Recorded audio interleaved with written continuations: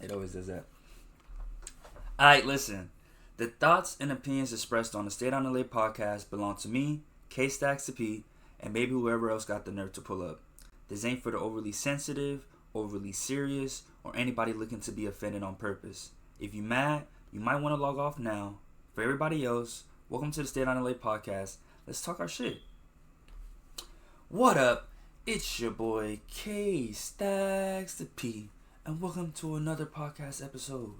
If this is your first time here, this is the StayDownLA Podcast, a podcast where I, your host K-Stacks to P, talks about random topics that I find interesting or feel like you guys should find interesting, and I just dive into it and just give overall my summary, my opinion, and my perspective on those topics. And then I give you guys also a recap of what I was getting into each week, or this week in particular, in response to the podcast episode. So we discuss movies, discuss TV shows, discuss social media, you know what I'm saying? Anything really under the sun that I feel like, you know what I'm saying, deserves some attention, you know? Of course, a prayer. I wish you bless your eternal dream. Bismillahirrahmanirrahim. Alhamdulillah rabbil alamin. Amanirrahim. Maliki yawmiddin. Iyyaka na'budu wa iyyaka nasta'in. Ihdinas siratal mustaqim. Siratal ladzina an'amta alaihim ghayril maghdubi alaihim waladdallin. Amen. Today is day 23 of Ramadan. As you guys may or may not know, the host on this podcast is Muslim. So, of course, I know you're probably thinking, if you're fasting, why the hell do you have some randies? So, that is the theme for this week because, you know, I was very big back this week. So, of course, I have to shout out to some randies. But, of course, a very big shout out to my angels, and of course to Allah. I just want to say I'm so grateful to be alive today. I'm so grateful for another opportunity to be able to make an episode. I'm so grateful that we made it to episode 36 of the StayDownLA Podcast. And as you guys can tell by the title, Here Comes the Bride, I am going to be discussing the movie The Bride. But that's just, just to say that. But like I said, thank you so much for the ability and my availability to have this over my head, a roof over my head, a place to stay, a place to rest my head, and, power, food, resources, you know what I'm saying? I don't take that for granted. Allah, I'm so grateful, I'm so appreciative, and for the ample and the abundance that you allow for me. And then I want to give, of course, a big shout out to all my angels, all the people that are, that are not here with us or not here with me, that I know are still watching over me and still guiding me and protecting me in the afterlife. Shout out to my grandmas on both sides. Shout out to my auntie Bossa. Shout out to my Latif's mom, my auntie. Shout out to Latif, of course. Shout out to Khalida, and shout out to Elliot. I miss you guys. May you guys rest in perfect peace and watch over me as I record this episode and overall in life. So now that, of course, the most important part of the podcast, the prayer and the appreciation or the moment of gratitude is out the way, now we could get into some BS, you know what I'm saying? Because you can't have no BS without a good mixture of the good S, you know what I'm saying? So if you want to have some of the bad shit, you got to have some good shit. But we don't really talk too much bad shit on here. But starting with the weekly recap, and I will be a little transparent on here on today's episode because I am recording it a little behind schedule. Right now in my class, we're working on a survey, so it might come off like there might be a part of the podcast where I might have to end it and I might have to pick it up a little later. So don't be surprised if it looks like it's being recorded two different times of the day, or if it seems like the conversation just abruptly ends. So I was thinking, should I get into the topics first or should I do the weekly recap first? Honestly speaking, because of how today's episode is going to go, I might just do the topics first, and then when I come back from class, come back from doing my thing at school, then I'll get into the weekly recap. So actually, we're going to do it a little different today, guys. So we're going to go straight to some of the topics that I seen on Instagram. So of course, shout out to my boy DJ Academics, you know what I'm saying? Oh, of course, fit check. As you guys can see on the chain, you know what I'm saying? That's what I'm like. I know this weekly recap is going to be very extensive because as you guys can see by the piece. Oh, for the listeners out there, sorry to all my listeners in America, Romania, Australia, everybody that's out, you know what I'm saying, just listening. You guys are not going to be able to see what I'm showing to the camera right now, but I'm showing them the ASICS. Got to start off with the brand. The ASICS Los Angeles Marathon 26.2 finisher medal that I got this past Sunday because I ran the Los Angeles Marathon with my dad. So as you guys can see, this thing is heavy. As you guys can see, this is now the new chain that I'm going to get. So to describe it to the listeners out there, it's essentially a silver medal that has Asics on there. It has a Los Angeles, I guess you could say the tourist spots engraved into the piece. We got, I want to say, Chinatown. We got the Capitol Records building on here. We got the Hollywood sign. We got the observatory on here. We got the what you call it, the street sign for Rodeo Drive, and then we got the Route 66. If I'm not mistaken, we got the Dodger Stadium in the background. As you guys can see, I'm giving you guys real detail. I'm very elaborate with the explanation, and that's on the front. And then on the back, we have on the outer ring, it says, striving to cure neurological diseases while empowering communities to build a healthier world. Beautiful. And then right under that, we have the McCourt Foundation, established in 1992 with their logo. So this medal in general is very descriptive, very detailed. That's why I really appreciate it. That's why I love it. That's why I really enjoy it, the fact that I was able to get it. But I can't wait to even tell you guys a story about how I got this. But you guys already know me. It is one thing about Case ICP, the story is going to be interesting. But that's for later in today's episode. As I was saying, we're going to start off with some stuff from Instagram that I thought was interesting. So Cal from the Neck Boys apparently is going through it with Steve Will Do It.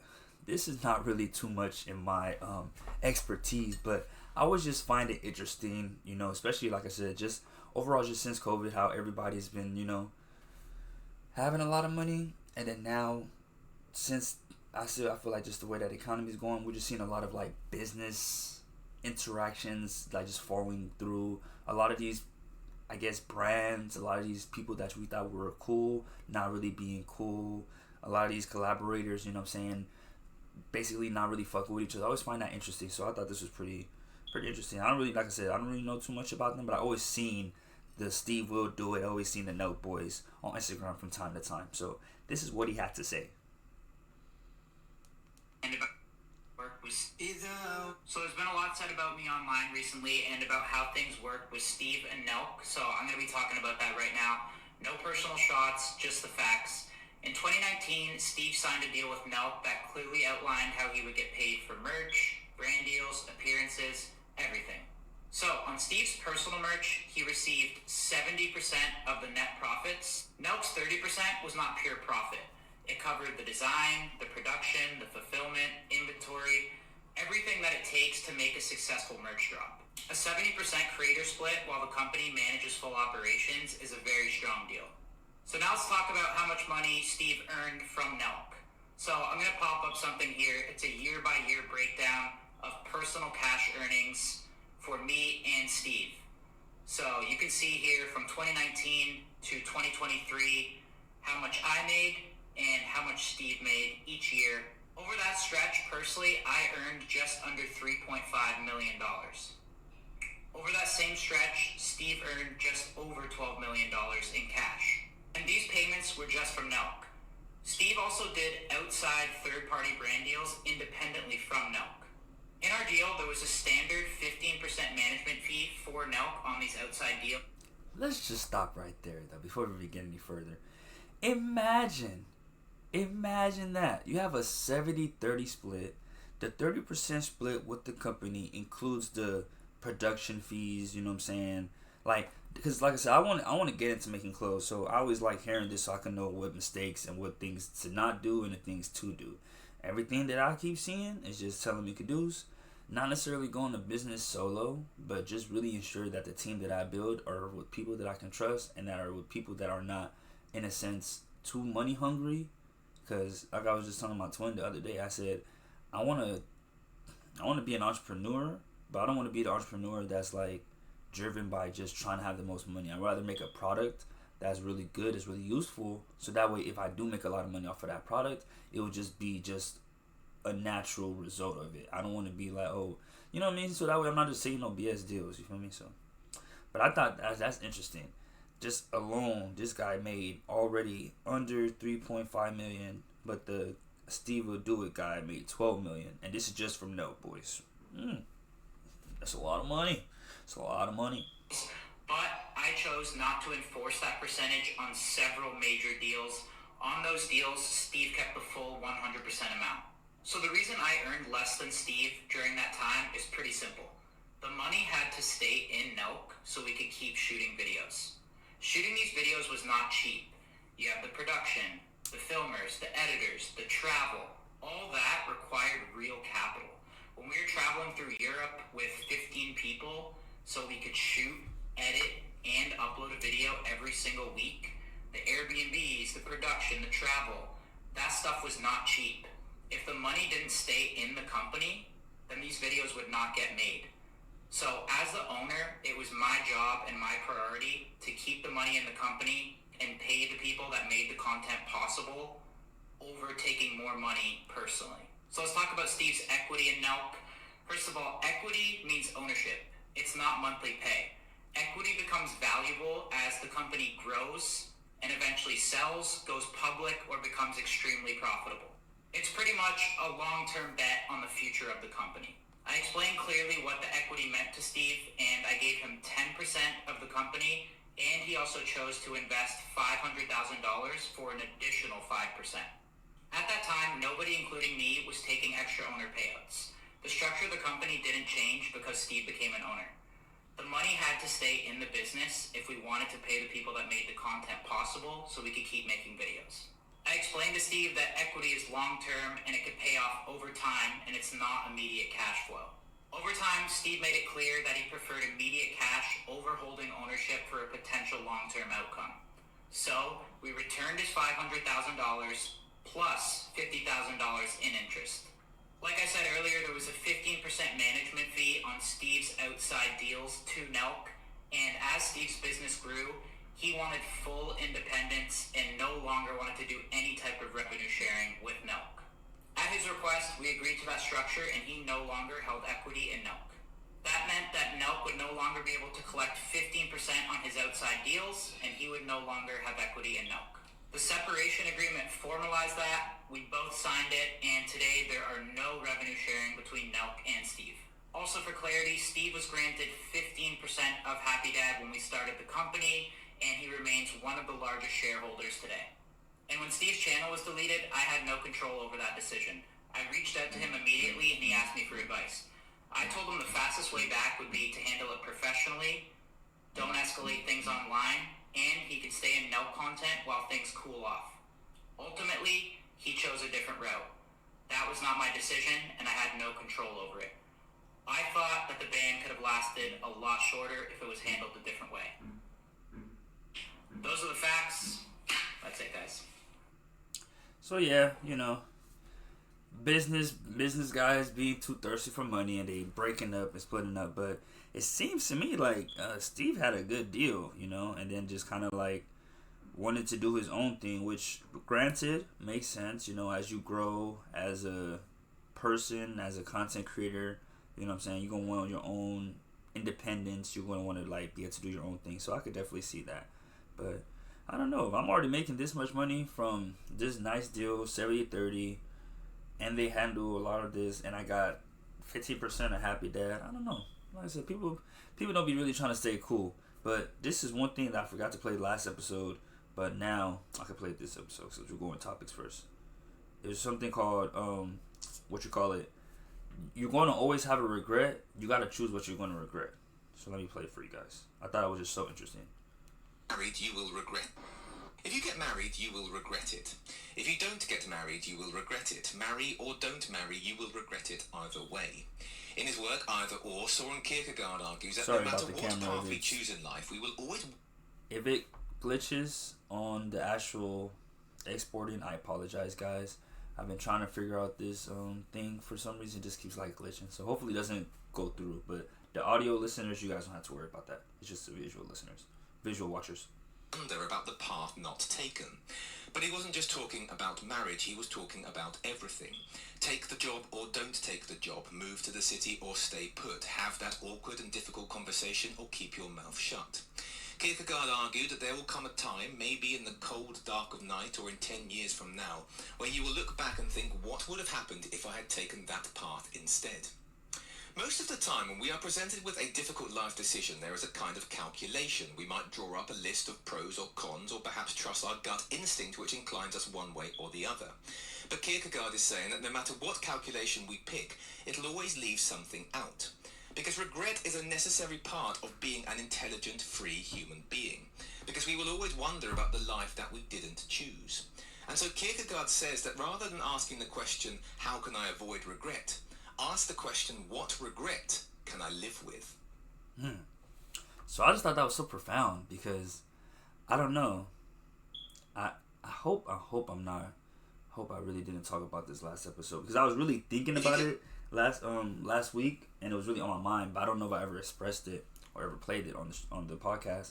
But yeah, I just thought that was really dope because I was like, no, that's really real. Like I think that's what I kind of came to terms with this semester, or I guess this last year and a half or whatever you want to call it, about just overall just bunkering down and really locking in, finishing my degree, like getting a job, trying to figure out what I'm gonna do with my career, trying to figure out what I'm gonna do with my life. Like I had to make certain sacrifices, and like how he was said, like there'll be nights where I'll be sitting there and I'll be like, dang, I wonder what would have happened if I did it like this. I wonder if I didn't make this choice. I wonder if I did decide to, like, you know what I'm saying, spend this money. I wonder if I did decide to, like, you know what I'm saying, not do this or whatever. Sorry, I was looking at something.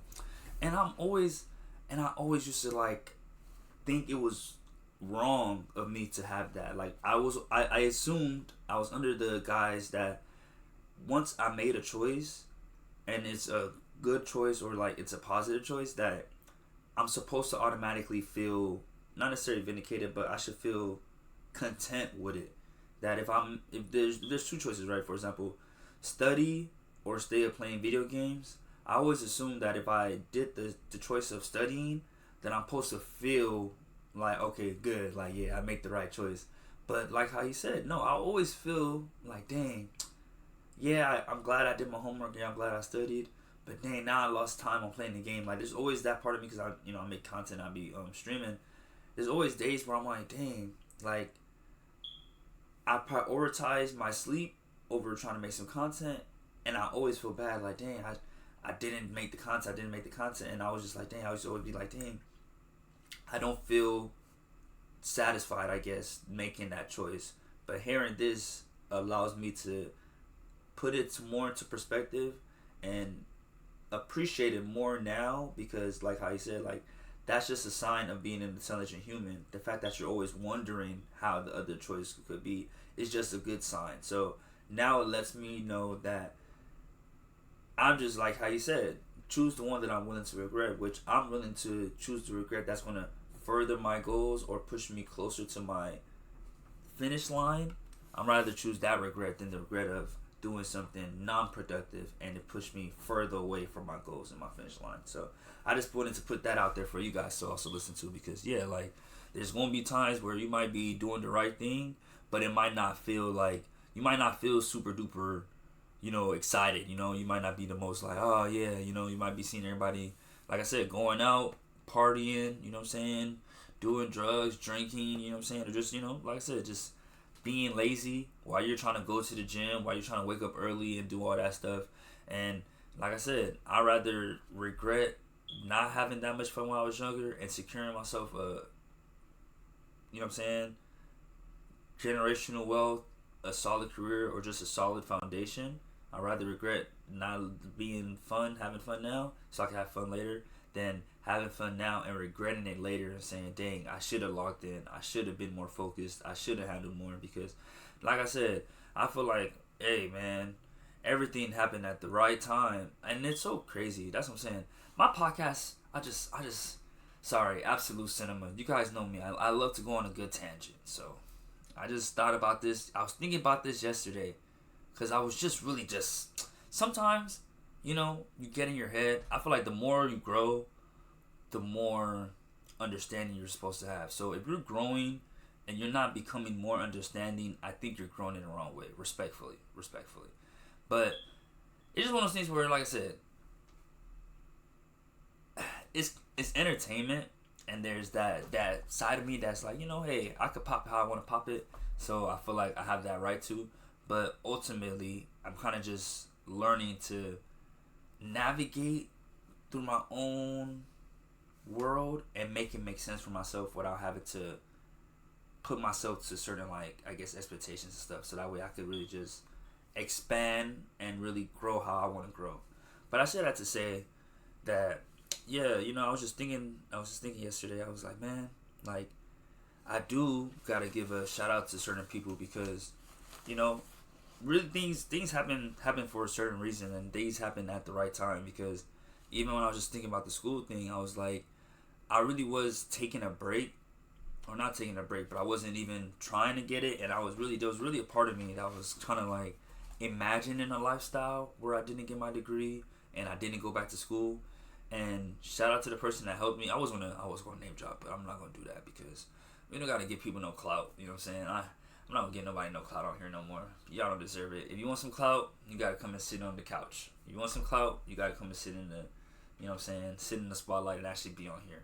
But nah, shout out to said person because it let me. I kind of was just like, even though me and this person not cool, I still gotta give a big shout out to this person because they were definitely instrumental in, like, just overall just getting in my head and just telling me, like, nah, like, boy, go to school, finish your degree and stuff like that. Because at least I can't speak for nobody that isn't going to school or that isn't starting or isn't in it, but as somebody that started it, you know what I'm saying, like, there was always a part of me that felt like, if I'm going to start this, bachelor's degree, I'm going to start going to college, I'm going to do all this, I got to at least finish it, you know what I'm saying? And knowing that it was just, I wouldn't even say the bad decisions, because that's what I was kind of just coming to terms with, like, this upcoming week was like, nah, you got to really accept the path you took. Like, at least for me, I got to really accept the path that I took because nobody made me make the choices that I made. It was me making these choices, thinking that I knew better. But if I had taken more time to actually try to really know better, we could have probably been a different, result. So I wouldn't even say I wouldn't be even in a different result, but it's like, instead of me trying to, like I said, imagine, okay, what could have been? No, accept how it is. You didn't go to class? Okay, nigga, you didn't go to class. Don't try to imagine, oh man, if I went to class, I would have been got the degree now. Like, it's not. It's like you had to go through what you went through because that's what you were on. But now that you know better, just keep knowing better. You feel me?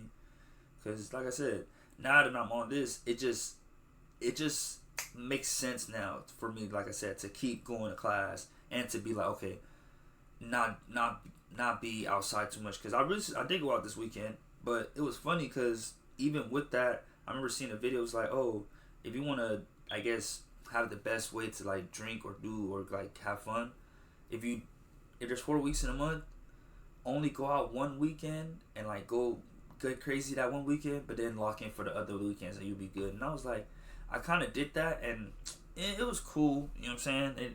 It fucked me up because I had to run, but other than that, I kind of appreciate it because it was like, okay, cool. Like, I went out and I got that feeling off my system, and I could go back to being locked in. So it made me realize that, like, I don't need to have, like, 3 days of being outside. Like, I could get 1 day of outside, really have a good outside day, and I'll be cool. Those social interactions, don't sleep on them.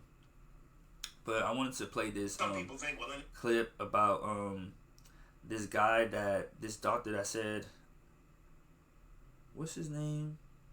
Dr. Michael Eric Dyson he had a comment to say, he pretty much was talking about the Drake versus Kendrick thing, and then he came out and said how Jay-Z and him had a conversation, and he did the I don't usually come on the internet and talk about this stuff, but while on the internet talking about the stuff that he doesn't usually talk about, and then he started talking about it.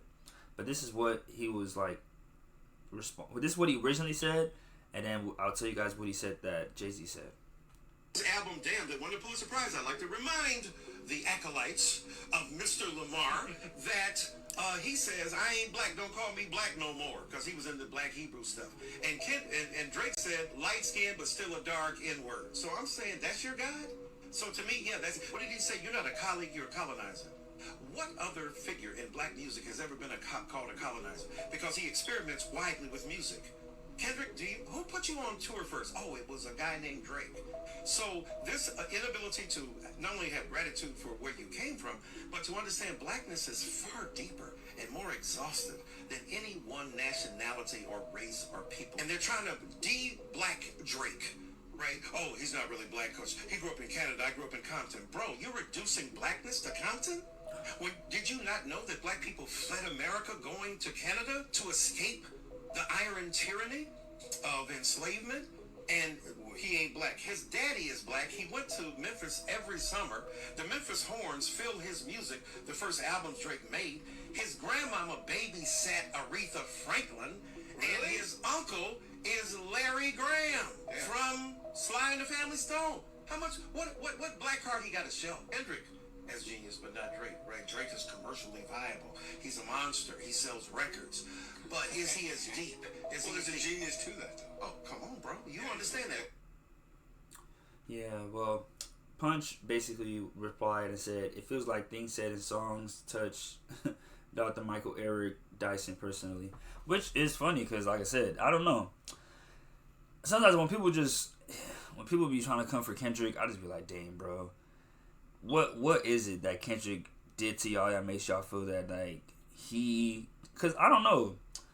It seems to me like people just have, like, this, I guess, idea about my guy, you know, and even me, I'm not gonna sit here and say that everything Kendrick does I just fully agree with, but I don't know. I really feel like Kendrick is just one of those guys that's just, he really embodies hip hop fully, and granted, if you may not agree with him, I don't think he's really just forcing his ideas on people, but if everybody's coming across saying one similar thing, you know, it's one of those things to say, because even me, I'll be honest, I love Drake, but there was definitely a point in my youth where I was really just like, I was pulling his card too, and I was like, man, who is Drake? Like, what is Drake like?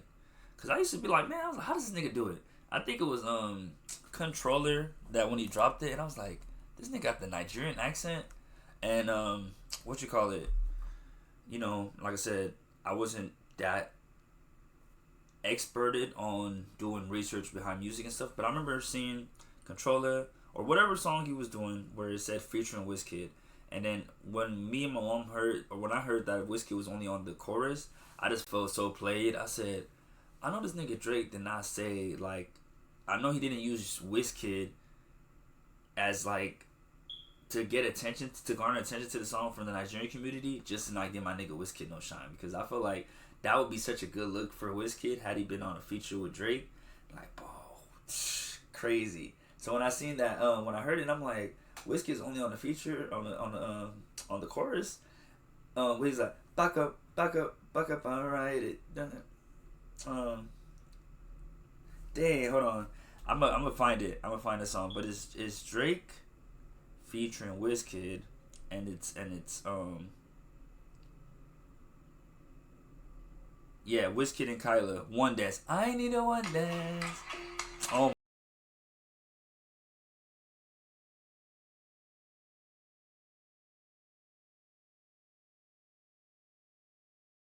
Grips on your waist, front way, back way.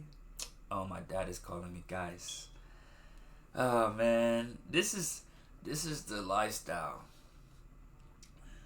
Hello, sir. Let me block you. Okay. You going out? Yeah, I'm going out. Come on. All right. All right, guys, I gotta go move my car. I had to go move my car real quick, and I was just saying, like, dang, you would think that after 36 episodes, I wouldn't be nervous anymore in recording this podcast, but I still get nervous, y'all. Like, I'm still trying to get to that point where I could easily drown out all the outside noise and all the outside doubt, because even yesterday, I know, tangent, but yeah, pretty much I try my best to get the topics and everything the day before, But yesterday I was just, I ain't gonna lie. It's a lot of things that I keep telling you guys I can't really talk about right now.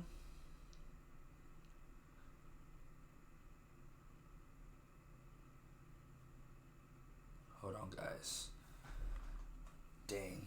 Well, this is about my project.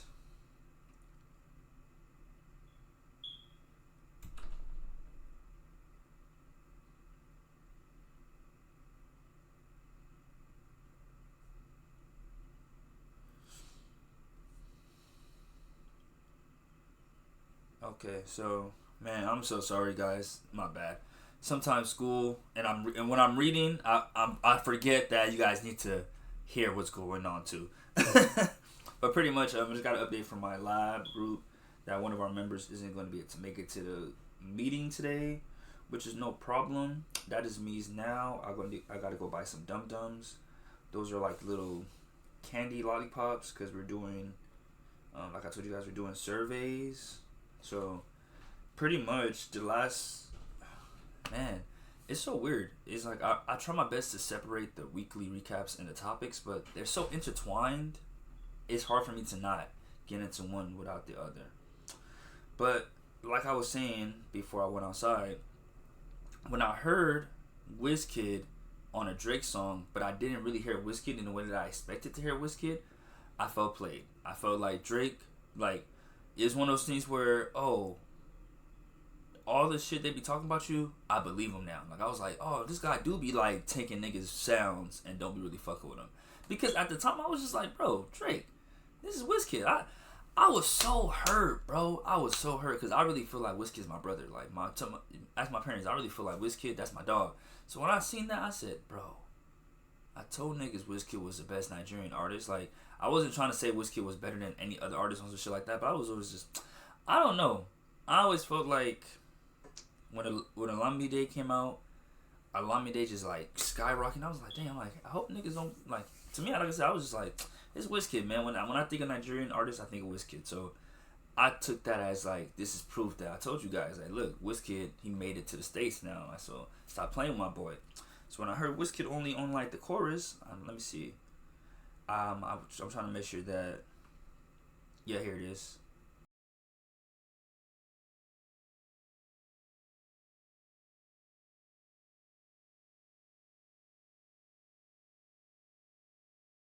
I'm sorry to the listeners at home. You guys probably don't get to like really hear it, but pretty much, WizKid gets a part in like the chorus, and he's like saying, "Got a pretty girl and she love me long time, yeah. Why not? She love me long time, steady and fine. Back up, wait, hold on. She love me long time, yeah. Oh yes, steady and fine. Okay, my bad. I thought I was like, what? Got a pretty girl and she love me a long time, man. Whine it, she love me a long time, man. Oh yes, steady and fine. Back up and whine it. Back up, whine it, girl. Just back up and whine it, girl. Oh yes, steady and fine. Back up and whine it, girl. So when I heard that was only WizKid's part, I said, bro, you playing with me. I said, where's WizKid? I said, hey, Drake, stop playing with me, yo. You know that Usher song? Stop playing with me, man. Are you for real? How do you know? That's how I was feeling. I was like, ain't no way, my boy. Ain't no way, boy. Ain't no way, boy. So, yeah, I was just a little thrown off by that. But, you know what I'm saying? I say that to say that I was like, I kind of was starting to see what people was talking about with Drake. So, that's why when I hear people talk like this, I just be so confused. I'm like, yeah, I get where y'all coming from, but like I said, y'all be trying to confront my nigga Kendrick. Like, Kendrick, like, said he was a super duper release or something. Serious and that's not what's going on. My job. But let me show you guys what, like I said, I guess Jay-Z reached out to him, and then this is the conversation they had. Some people think, well, it ain't that serious, and that's not what's going on. My job as a scholar is to show you that stuff you didn't think was that serious might be a bit more serious than you think. I could be wrong, to be sure. So I don't say it with the kind of arrogance that some of my interlocutors on the internet have suggested. And let me tell you something. A very dear and good friend of mine disagrees with me bitterly. well, I don't say bitterly, just aggressively and vigorously. His name is Sean Carter, better known as Jay-Z. Now, I don't usually talk about the conversations that Jay-Z and I have because that's between us. That's why we remain friends, because I ain't out here blabbing about what we talk about. But he hit me up and he vigorously disagreed with my particular position. He said it with dignity. He said it with respect. He articulated his ideal intelligently. I responded to him. We went back and forth for a minute, and I shared with him my essay, the 3,000 some word essay I wrote in the Philadelphia paper, where I break down what's going on between Kendrick and Drake. And he was respectful. What I love about Jay is that he's not arrogant, and he's got more reason to be arrogant than anybody we talking to, including myself, on this darn internet, and yet, and social media, and yet he chose to be gracious, vigorous, clear, transparent about his disagreements, but he did not get nasty and vicious with me. So the point is that I'm saying we can disagree with each other and not be nasty. I understand a rap battle's a rap battle, and you try to exploit your opponent's if it will, vulnerabilities. But in an age of social media, it hits different when you call somebody a pedophile or when you make arguments about domestic violence. I understand that. It hits different when it resonates in a cultural vacuum or in a cultural arena where the Me Too movement, the progressive ideas of misogyny. But yeah, pretty much, he was just doing what everybody's doing, just really trying to just being in the middle between two artists they really respect, and it just got a little messy, In reality, I'm like I said, I'm sorry, I'm from LA, I'm Kendrick, Team Kendrick all the way, but I do fuck with Drake, so it's not one of those things where it's like I can't respect or I can't appreciate the art in both sides. I told you guys this already. As an artist, I just would have knew better, straight up. I would have looked at the positioning. I would have looked at the climate. Is this a battle that I really want to engage in? Drake, and that's what I'm saying. It just comes with the position. You gotta, like I said earlier, choose what you're going to regret. Could you live with the regret of not going after Kendrick, or could you live with the regret of going after Kendrick and possibly losing? You know what I'm saying? Because it's just like any other fight. Yeah, you can be the most best person stacked, but if the person gets really lucky, there's a chance that they could beat you up, or there's a chance that they could win the battle. And like I said, not to be like that, I kind of just knew. Like I said, it's one of those things where it's kind of like a classmate. It's kind of like a class situation where you kind of know the students that really take, let's say for example like math class. You have the students in math that really excel, and you have the students in English that really excel. Kendrick Lamar, he just came off to me like one of those guys that really excels in the math class, and was like, he's the type of guy that I told you guys, like I'm saying, I just would know, hey, if there was a competition about, there's a math competition and Kendrick's involved, if I'm knowing what I know and knowing how he handles himself in that class, I'm for sure knowing, okay, yeah, this nigga he be extra studying. He's the type of nigga that stays at the class. He's the type of nigga that really loves the subject. And I'm an English lover, because that's how it is for me in real life. I'm not going to go against him and then be upset at how it went. But it's just one of those things where, like I said, I don't know.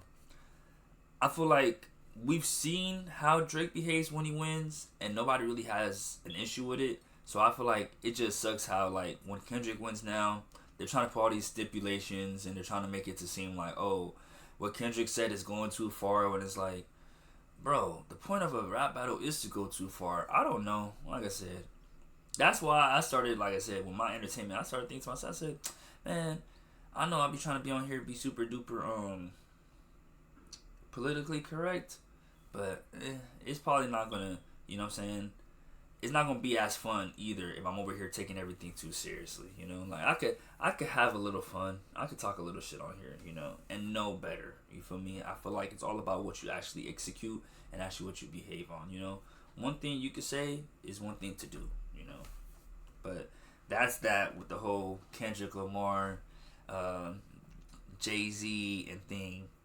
But pretty much, yeah, there was another follow-up video, I can't find it right now, that the guy pretty much comes out and says that, yeah, Jay-Z didn't like that I came out and told you guys that I got calls from Jay-Z.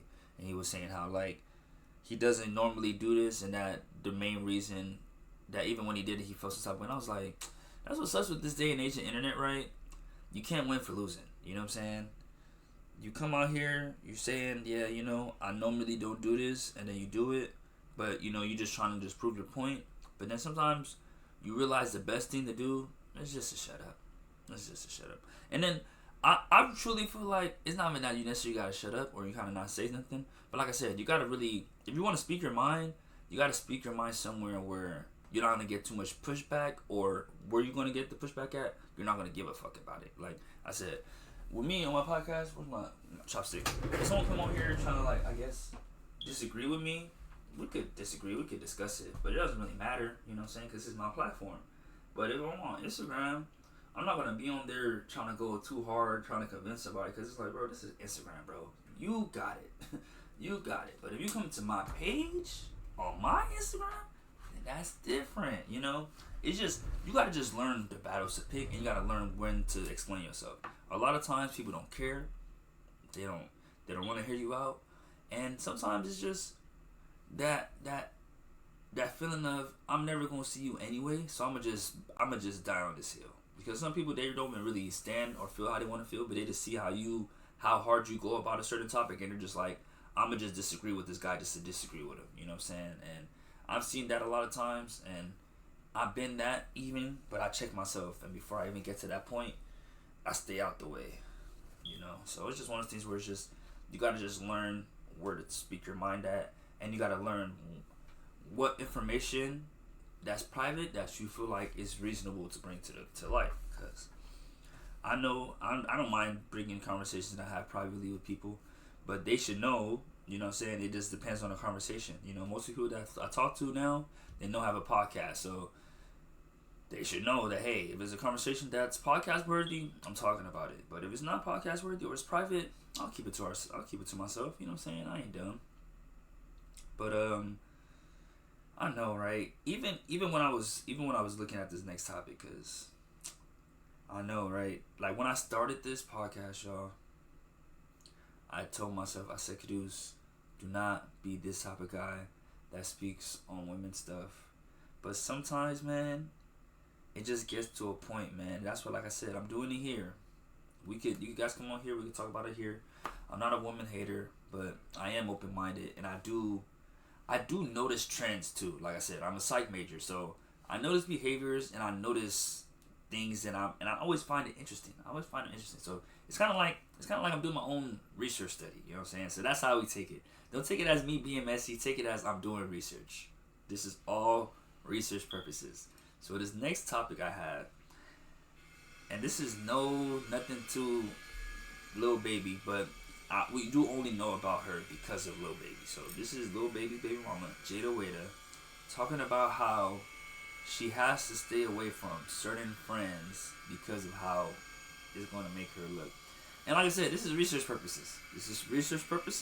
So that's the only reason we're discussing this, guys. Okay, so I will play it right now. It's so real. What you watch and what you pour into is who you are. And you know, I was one of those people that was like, you know that quote, you are who you hang around, birds of a feather flock together? I used to be like, no. Because I had some real hoe friends, like hoes. And it started dawning on me when people were like, coming at me a certain way, like guys coming at me a certain way, and like certain caliber men were like trying to, the way they were talking to me, or they would see me out and how they would present themselves, and it's like, hold up, you must think I want what she on. And absolutely they do, because it's like, you ain't about to just be kumbaya hanging with nobody that's on that and you not on that. Like, be for real. So I started paying attention to like who you keep in close proximity, because that also alters who you are and how you live.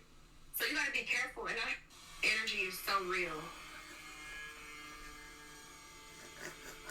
I'm sorry. Guys, this is for research. Lock in. She's saying how she truly feels. She's saying some real shit right here. Can we blame her? What?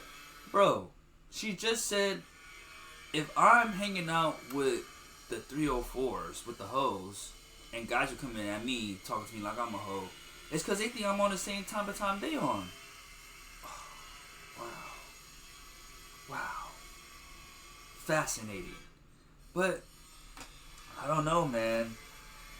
Is that warranted? Like, is that a viable reason? You know what I'm saying? Like, cause you know, women's favorite thing to say. Oh, you know, if he's a, are you a?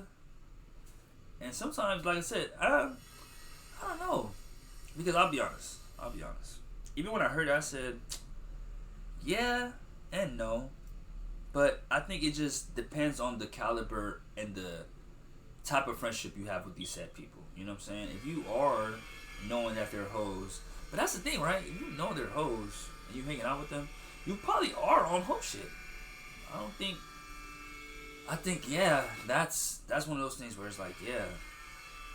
Because I think it's not nothing wrong with being friends with people. It's really just like, who are your day to day? Who is your inner circle? You know what I'm saying? Because my inner circle, like I told you guys, is my nigga Donovan, my nigga Devin. You know what I'm saying? So fitness, games, you know what I'm saying? So that is a part of my aspect. But I know a lot of people, you know what I'm saying, that have a lot of homies and stuff. So I wouldn't necessarily say that, oh, I'm like them because you guys see me around them. But no, I respect these niggas. These my dogs. But I don't know. I just thought that was just so funny. Like, I find it like I said, I'm seeing the change. It's like the women are, I don't know. Maybe it's because, like I said, as a guy, age is not really like a factor for me. I feel like the older I get, the more I'm wisdom I'm get.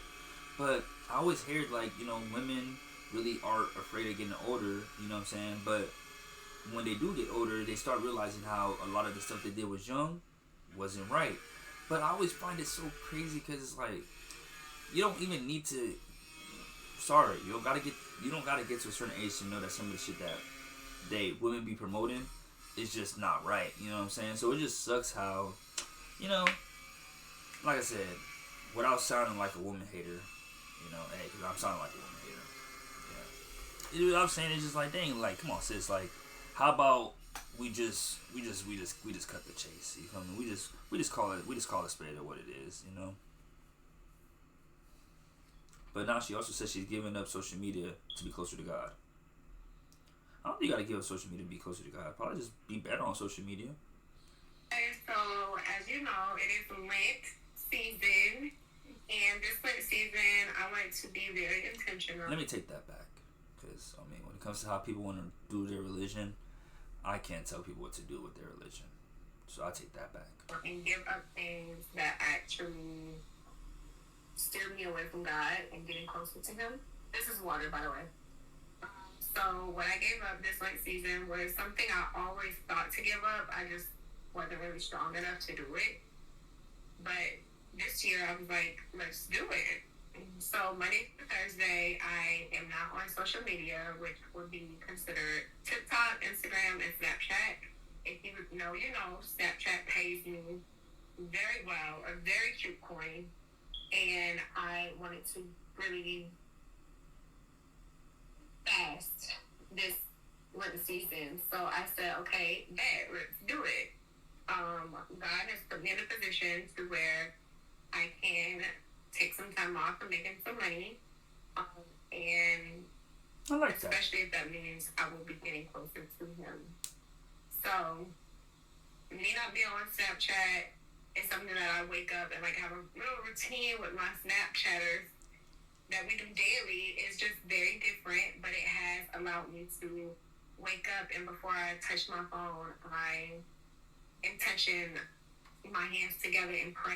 See, that's what I'm talking about. See what I'm saying? I'll tell y'all. I don't know what's going on. I know it's in the air, but it seems like there's definitely a change. And like, you know, we're trying to promote some of this more positive stuff, you know, trying to get more closer to God. So I like that. So shout out to Jada Wada, you feel me? Jada Wada. I only know about her because of that, honestly. I thought that's why that's really funny. But yeah, I just thought that was really interesting because, like I said, I'm just doing some research. I'm like, seeming like, I guess, because also I was thinking too, like even with the government, like there might be the age, I guess, the shift where, you know, like, let's put it like this, like, everybody's promoting, you know what I'm saying? Everybody's moving up, you know, we're moving up levels. So, where we used to be the kids, now we're the teenagers. Where we're the teenagers, now we're the adults. Where we're the adults, we're the old adults. Now we're the old adults, we're the grandparents and old grandparents. Like, I think we're all moving up and seeing all the people that I feel like were, like, kind of like the ones that were promoting all the young and dumb stuff, seeing them now being the ones that are trying to not promote the positive and, like, forward-thinking stuff. It's so interesting. It's kind of amazing. But it's even funnier because, like I said, when you see the comments, you see everybody like, you were the one doing this, you were the one doing that. So it's like, sheesh, man. Yeah, you damn if you do, you damn if you don't. I don't know. I sound like a hater, but that's just so funny to me because I'm like, that's one, like, I be telling Devin, I'm like, women know. Women be knowing. Like, that's just one thing. Like, women know they have way more control in situations like this. That's why I tell them, I'm like, I don't need to be a woman here because I love women so much. I just wish they would love themselves as much as we love them. Because if they did, the world would be a better place. I'm not going to expand on that. But, like I said, just going to end it right here. Be right back, y'all.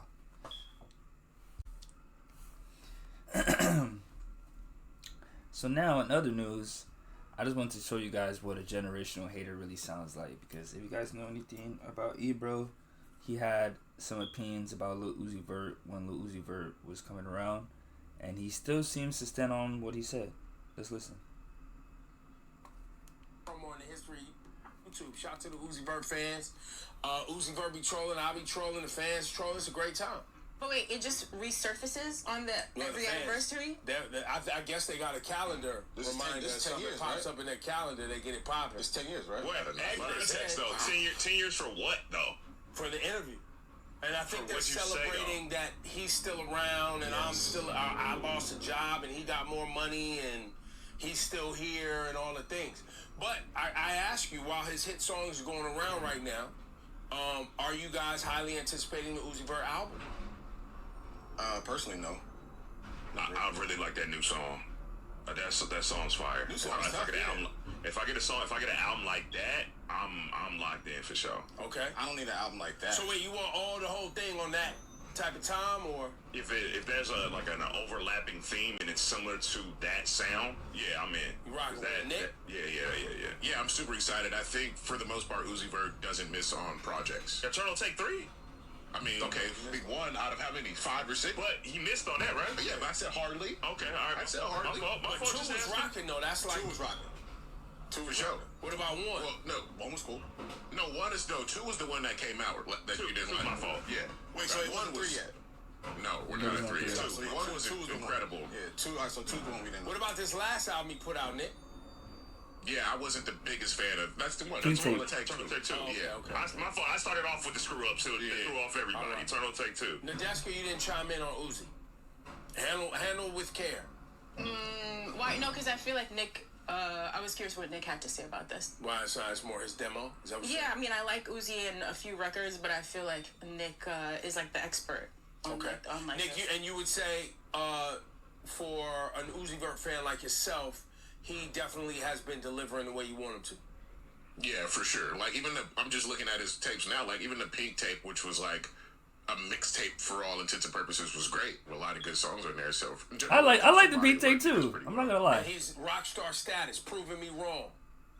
Yeah, I think I Just Want to Rock. That's a big rock star song, you know.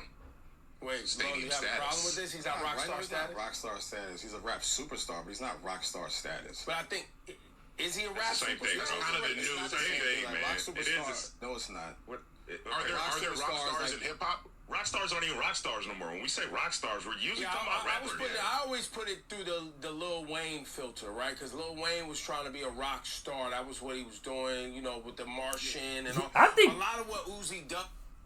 I find it so funny when people don't feel like Lil Uzi's a rock star. I feel like everything he does is like punk. Isn't Rockstar being like punk stuff? But he's definitely a rap star. But I just thought that was interesting because it's just funny how Ebro, you know, I always find it funny when people like, you know, pop it at somebody and then when it's time for them to kind of like revisit the things that they said, or kind of like if they're shown evidence against what they said, instead of them just being like, you know what, maybe I had it wrong, maybe I had it this. They kind of like just move the goalposts instead of him just saying, you know, man, nah, Uzi is doing his own thing. He rather just say, well, are any of the Uzi fans waiting for an album? I'm definitely waiting for an album. I like the pink tape. Like, if anything, the pink tape is too much Rockstar. Let's talk about it real quick. Lil Uzi Vert, because I'm pretty well versed on my Uzi. Oh wait, hold on. 2023. Damn, what was the last? Oh, Eternal Take. Yeah. What was the last album that he dropped? Eternal Take. Yeah. My favorite song on here is Chill Bay.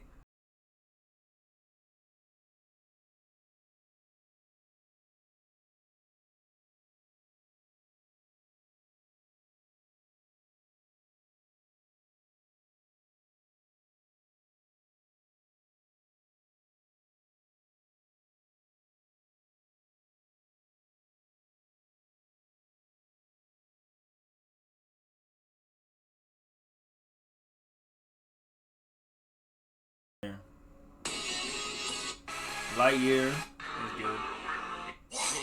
He got Big Time Rush on here. And it's all Uzi. Yeah, I don't know. I liked it. I like Eternal Take too. You know what I'm saying? But some people just, you know, have their certain opinions. But nah, Uzi definitely, his fans were definitely satisfied and looking forward to his new music. So I just thought that was funny that he said that. And then in war news, because if you guys don't know, you know, y'all man's out there, Trump out here, you know, starting wars and stuff. He's already like clowning, you know, Iran and everything like that. So just wanted to touch on that a little bit. I don't have really any too crazy many updates on that because I'm kind of just watching it passively. But if I did, I'll tell you guys. And then the 30-year-old woman was arrested on 4 days ago after firing 10 shots from her vehicle towards Rihanna's house. And then the lady got arrested. It was this like Hispanic lady, if I'm not mistaken, that went live, made all these weird comments, made all these weird statements, basically saying that, yeah, Rihanna does this, Rihanna does that, and then like nobody was hurt, thank God, you know, but it was just scary. So the Rihanna suspect posted about the singer prior to shooting the house. Story via TMZ. Ivana Lizette Ortiz, the 35-year-old woman accused of shooting at Rihanna's home on Sunday, apparently posted a bizarre message addressing the singer just weeks before the incident. A February 23rd Facebook post from Ortiz's account reads, "At Bagariri, are you there? Cause I was waiting for you for your AIDS 5 head self to say something to me directly instead of sneaking around like you talking to me where I'm not at." In another post, Ortiz allegedly shared an eerie video mentioning Cardi B.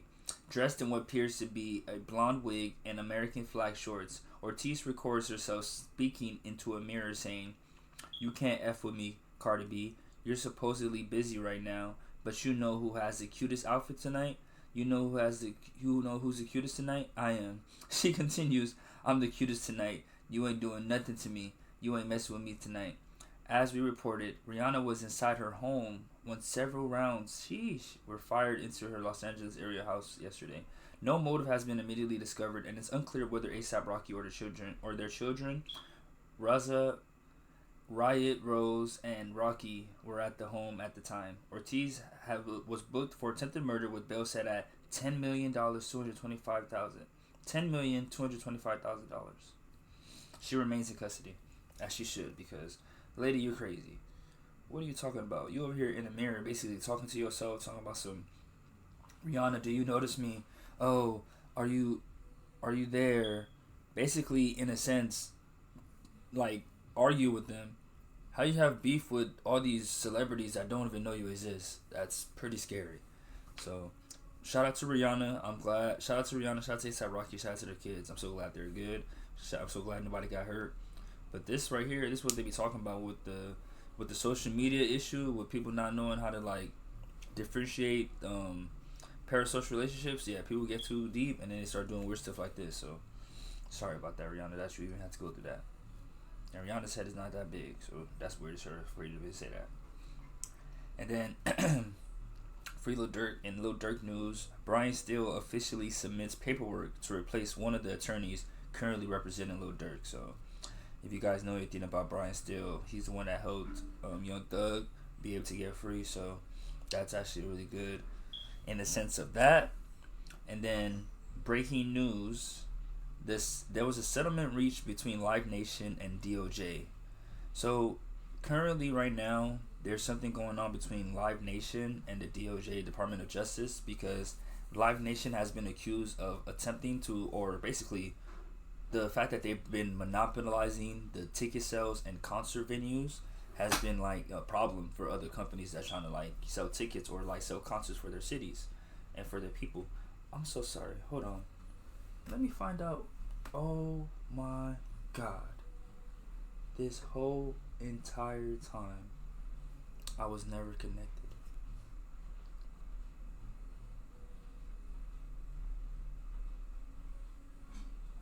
To the listeners out there, I'm so sorry, guys. That whole part is going to sound so low, but I apologize, y'all. Dang, bro. Man, these niggas over here is freaking...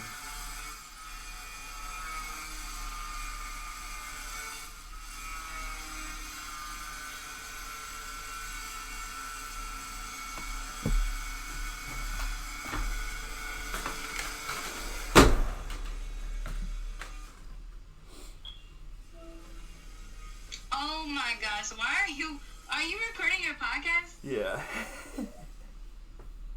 Sorry. Look, y'all. I'm sorry. No, I want to be on the episode. It's too late now. Why is he wearing the medal? You know. I'm so sorry. Why don't you have your phone on Do Not Disturb? Because if you call, it's not a disturbance. Yes, it is. It's so funny because your 3-hour episode. Nah, you're not. Well, I just found out I was recording, and you know, it's like I said, it's no problem. I freaking didn't connect my headphones, so part of the podcast is going to sound super low. I feel so bad. Dang. You're only supposed to produce the highest quality. All this quality, you know? But nah, don't worry. I'm back in it though. But I'll call you back with something. Don't worry. Yeah, I'm going to let you go. I'm about to go home. Alright. Or maybe I'll go to the park and run. You feel me? I like that fit too. I like the jacket. Thank you. It's cold out here today. But as you can see, it's very sunny. You know, that thing is like tricky. How I go from cold, but then it want to be sun. No heat. That's like a fake sun. Yesterday it felt so good. Like I was running, it felt so good. But yeah, I'm gonna let you go. Call or text me whenever you're free. I got you. Thank you. Drive safe, okay? Bye. Thank you.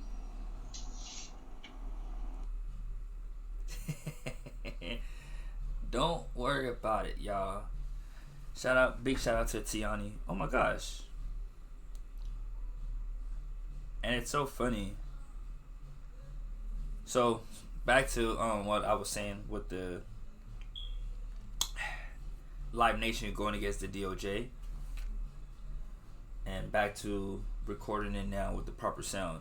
So Live Nation has basically been accused of monopolizing the ticketing system and overall just basically forcing it to where all the Americans or anybody that wants to buy tickets, they have to go through their websites. And one thing about America, we're okay with everybody getting money, but we're not okay with one person being the only person to get money because nobody else can get money or nobody else can access that product from anywhere else, because it causes a situation where that person could basically charge it at a price, supply and demand.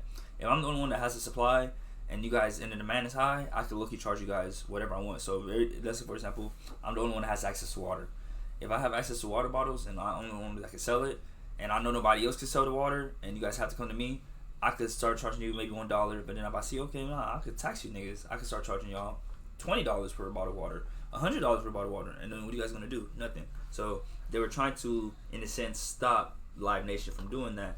But mid case, the DOJ decided to settle with Live Nation, and it was such a left field attempt or a left field result that even the judge got mad, and the states, it's about 39 states that are like going in the case against them. They're still going to try to like fight the case. So they tried to settle on the case. They tried to basically give them how much money was it? If I'm not mistaken, it's like a total of 3 days worth of their tickets. Basically, is how much they were like, okay, we're willing to like settle for this. So they're just like, yeah, see, if you guys are only willing to settle for that, and that's only 3 days worth of that, that's not enough. So pretty much we're gonna keep you guys up to date and posted with that, you know. But I thought that was really interesting because even it's kind of like similar to the Warner Bros. And the Netflix deal when Netflix was trying to buy Warner Bros. And like they kind of came through, was like, hey, you guys can't do that. There's a whole lot of companies that's getting to that point now, and they're like, yeah, we're a big company, but we might as well just stop you guys from getting it from all the small ones. Like, we just want to force y'all to come to us. Even Amazon is slowly doing that too. So pay attention, you guys. You know, fight back. You know what I'm saying? Don't just let these companies tell us where to shop and everything. So that's all the topics that I have from Instagram, and then I got 2 topics from Twitter that I want to get into. Kind of similar to the Trump thing. I just thought it was funny because Andrew Schultz was talking about how Trump is doing the exact opposite of everything he voted for, and I just thought it was just so funny because I feel like a lot of people are quick to say that, but it is one of those things where I feel like from the first time he was there, we kind of could see the type of guy he was. You know, he's very, you know, how do I say it? Personal. If it's not gonna aid his people in any way, he's not gonna really care about it. So I don't know why anybody's really surprised, you know. So this whole war thing is just. I believe when Trump, everything he campaigned on, I believe he wanted to do, and now he's doing the exact opposite thing of every single fucking day. I don't know what he's done. Yeah, exactly to your point. If you tell me, it's easier for me to believe you wanted to do all these things if any of them were happening in the way that you said they to would. that point, like there'll be people that like they'll DM me and be like, you see what your boy's doing? You voted for this. I'm like, I voted for none of this. He's doing the exact opposite of everything I voted for. Yeah. I want him to stop the wars. He's funding them. I want him to shrink spending, reduce the budget. He's increasing it. It's like everything that he said. That's what I'm saying. I feel like the only thing that, in a sense, right, if I'm being honest, that y'all can't, because I don't know why everybody's trying to cap. The only thing y'all really was fucking with Trump for was because he was going to give money, but that's a small amount of people. That's a small amount of people, and because he was going to handle the immigration issue, that is an issue. That's quote unquote the immigration problem. You know what I'm saying? That America has the border problem. I just would rather you guys just come out and say that y'all wanted some of these people to be removed from here till y'all seen the way that they went about removing people from here, till y'all seen that, okay, innocent people are getting killed, okay, Americans are getting sent, till y'all seen there's no actual way to really like properly move, you know what I'm saying, quote unquote, people that are here not properly, and now you guys want to turn your face because it's affecting y'all. But when it was just an idea, that does sound good on me. Get these niggas up out of here. They are taking all the jobs. I said this from the get-go. I said, people complain about jobs they not even want to work. You guys weren't going to do these positions anyway. And y'all complain about, like, okay, killers, murderers, and rapists and stuff, but they come like that as Americans too. So it's not like they only come like that, you know what I'm saying, from other countries and stuff. And then I guess maybe it's the aspect of them not being on the system. You guys act like the American criminal system as is works for Americans. Like, let's be honest. This shit works the worst against Americans. So I just think it was just because even when I see stuff like that, I'm like, dang, you know, I'm seeing stuff that's like, as I get older, I'm like, okay, when they be saying that both of these political parties aren't for us, I see what they talking about. But like I said, I don't know. Like, I'm a Democrat, so I just feel like it just makes sense because they at least align more with my values, and they're trying to help people. I always just say, I feel like with the Democrats, they're on some shit where it's like, okay, even if you don't have a lot, or you don't have access to a lot, you deserve to have access to it. Where I feel like the Republican Party is on some shit where it's like, if you have access to the most resources, we want to make you guys make more money and make it harder for other people to get it. And that's what I don't fuck with, because I feel like, nah, that's what my whole shit is about. Like, yes, it's a private party. Yes, you cannot get in, but at least I'm gonna put you on top. You can make your own party. You know what I'm saying? We don't got to party together. I've always been like that. I've always been like that from the get-go. I've always like assumed that, like, okay, even if all the races didn't get along, why can't we at least acknowledge that and at least have a piece or a standard to where we won't fuck with each other on that aspect? Then, like, okay, we could be like, okay, cool, we don't fuck with each other, well, just leave us alone then, and we'll leave you alone. But I don't know, people just don't be understanding that type of shit. They just be on some other stuff. But I thought that was funny, because I said, Andrew Schultz, don't be trying to complain now. Like, hey, bring that ass here, boy. Your ass was talking about some, oh, I want to vote for this guy, I want to do this. Everybody and mama was on Trump's nuts. Everybody and mama wanted to be big Trump. But now y'all see what Trump doing. Y'all see that he's standing on business with what the big beautiful bill was right there. The nigga was talking about some, bro, I'm not finna do this bill. Everybody kept saying, Kamala was like, he's about to do this, y'all. Like, do y'all see what he said? He said he's finna remove DEI, he's finna do this, he's finna fuck up, what's it called? He's finna fuck up the food stamps. Everything that he said he was finna mess up was in there. And he was saying, okay, look, I'm not doing it, but this is what the niggas that's next to me is trying to be on. Okay, so if you're not on it, but the people that you with is on that, well, who's on that? What are you talking about? It's like what Jada Waiter said.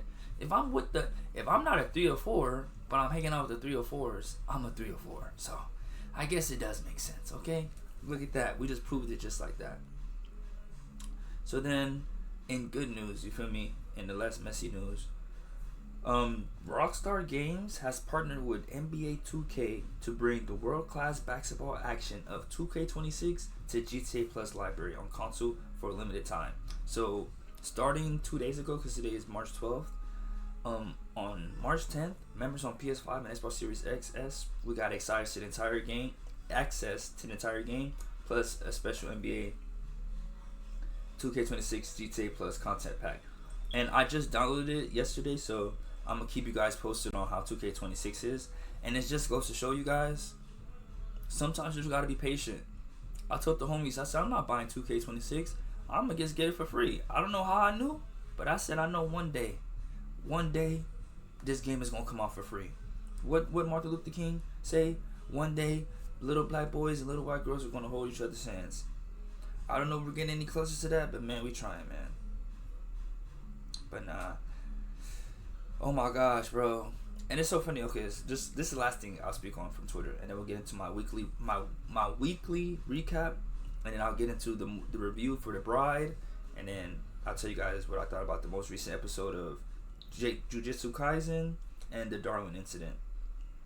So there was this streamer in Japan who's streaming, and he sees a group of people, and he says, Amiga. And somebody's these black guys walking past him, they thought he said the N-word, and it sucks because the black guy is wrong on regardless, because I feel like if you want to tell somebody, okay, hey, like, don't say the N-word, I don't feel like we gotta put our hands on niggas, you know what I'm saying? Like, the nigga walked up to the guy, was like, hey bro, like, I should really slap the shit out of this nigga, huh, like, for saying that. And I'm like, whoa, even if the nigga did say the N-word, you just gonna slap him? I feel like that's not gonna, like, really get our point across. But I don't know. And it was just really cringy because I felt bad, because like I said, it's like, you know, it's like how I talk about when I watch the movie reviews. It's like, it's cringy when you know the person is doing all this, but they don't know the whole story. So it's like, dang, I can't even fault you, but in your perspective, you don't even know what's going on for real. Oh my gosh. That is so crazy. See, this is why sometimes you don't need to be on Twitter.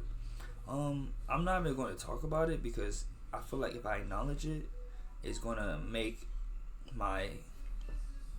me think about it even more. So I'm going to just keep scrolling past it. But all I want to say is, this is why they say do not open Twitter around people. But yeah, this is what the situation was. An Italian streamer in Japan said, amiga, in Spanish meaning friend, to some fans. A passing black American thought he said nigga and aggressively confronted him. You have 5 seconds to apologize before I slap you. But the Italian guy, he doesn't speak English, so he didn't know what the guy was saying. Oi, Japan, amiga. Abbiamo preso il palo, sia io che l'americano. Palo. Questa era la 7, sì, la 7. Mio fratello. Bufalino 420 ha donato €1. Grazie per l'euro. Intanto buonasera. Sono entrato adesso, come sta andando oggi? Vedo che la connessione regge perlomeno. È un buon inizio. No, mi dissocio. No, bro. You my friend, you. No, you my friend, man. Like, bro, I'm so irritated watching it because the nigga walks up to him and he starts grabbing him. He starts like digging his finger in his shoulder. I'm like, bro, you don't do that to somebody, bro. Like, come on, you don't know, like, bro. I'm, bro. Y'all know me. I do not with no racist shit at all. I'm the nigga that's going to literally tell someone, hey, what you're doing is clear prejudice. What you're doing is clear profiling. But I'm not gonna make a scene. Like, I'm gonna just make sure the person knows how stupid and a dickhead they are. When you walking up to somebody, 2 wrongs don't make a right. I'm sorry, I know, but it is what it is, guys. We gotta just get older. We gotta get older. And the older I get, I just realize that's not the way to go about it. Because now, if there was any chance of him receiving the message, with all this aggression, with all this physical doing it, the message has gone out the window. Now you just look like a weirdo. So all the listeners at home, like I said, this is what's playing out in the situation. So the guy says amiga, and then now the African American gentleman comes up to him and is like touching his shoulder, telling him like, or before he even walks up, you can hear him in the background of the video saying, "I'll be wrong if I slap this guy, right?" And his friend is telling him, "No, don't slap him. Just tell him what he's saying is wrong, you know." So his friend was like telling him like to chill. Intanto buonasera. Sono entrato adesso, come sta andando oggi? Vedo che la connessione regge perlomeno. È un buon inizio. No, mi dissocio. No, bro. You my friend, you. No, you my friend, man. No, I ain't no fan. Oh. I ain't no fan, bro. I ain't no fan. This gonna be my Wait. Don't say my Cazzo volevi? Ma che cazzo volevi? Like, he started following him, bro. This is so weird. Ma you is my friend. No. Say I'm sorry. No, your son. No, you're sorry. I'm sorry. You're sorry for saying my nigga, right? No. This is what I don't like for bad. Like, bro, he doesn't speak Right, English. You said my nigga. No, mi dissocio. No. What did he say over there? You said I'm sorry, right? Sorry. You're sorry for saying my nigga, right? I don't speak. No, you do speak. You said my nigga. I heard you say it. No, mi You got dissocio. 5 seconds to apologize. No. Slap you open hand. Like, what? Where you going? Say I'm sorry. And you grabbing him? Oh my god. What you gonna do? Sorry, I'm sorry. You talking about what are you gonna do? It's like, bro, what? That's so weird. Sorry. Ooh, I should slap you anyway. Ciao. Ma che cazzo volevi tu? Oh my gosh. Ma sto scemo. Mi disso. Like, imagine. And now, right, the inevitable happens. Now your drunk ass looking like a dickhead on the internet. Now you probably sobered up, not even really realizing, okay, what I did probably went viral. And now imagine the guilt that reigns over you when you watch the video back and you see how crazy you look, my nigga. Like, now I'm saying nigga. Now you see how crazy you look because now they're doxing you. And I hate when people do this shit because I feel like in America, you know what I'm saying? Like I said, it's like they look for any reason to be racist anyway. And it's like, bro, you wrong. So it's like, damn. I gotta stand. I'm gonna stand on your side regardless because it's fuck 'em. But my boy, lock in, man. Make sure you hearing shit. And then if you're not confirmed, if you even hearing that, relax. You're not the savior. That's not your job. So now this guy looks. Now he said. Now somebody quote retweeted and said it. This stupid American harassing an Italian streamer in Japan diverts outing. I believe he's. I'm not gonna say his name, but yeah, I don't know. It's just extra. That's what just sucks, man. I'm glad man. Yeah, that's what I'm saying, brother. I'm not gonna take it too far, but I'm just gonna say that to be saying, guys, we gotta lock in. Do not be just, you know, because sometimes I ain't gonna lie, that's low-key what they want. They want a reaction. So the best reaction is no reaction. Make them look stupid. Show them that yes, words don't quote unquote hurt and whatever, but what you're saying is disrespectful and you're an idiot for even like trying to like do something like that. You know what I'm saying? Because I feel like anybody that's being racist anyway is like, come on, man, it's for insecurity anyway. So just let them prove they're insecure. As a black person, you got no reason to even be tripping off that anyway. Come on, man, we better than that, bro. We better than that. You in Japan on top of that, brother. You guys both visiting, you know what I'm saying? So you want to slap somebody in a different state, different country? Come on, fool. Different continent? Is that what you want? Is that really what you want? Come on, man. But in terms of my weekly recap, on Thursday, just worked on the podcast. I was on the phone with the person that called me not so long ago as well. Then I went to go see the movie The Bride, which I'm going to be talking about soon. And then I got some Dave's Hot Chicken.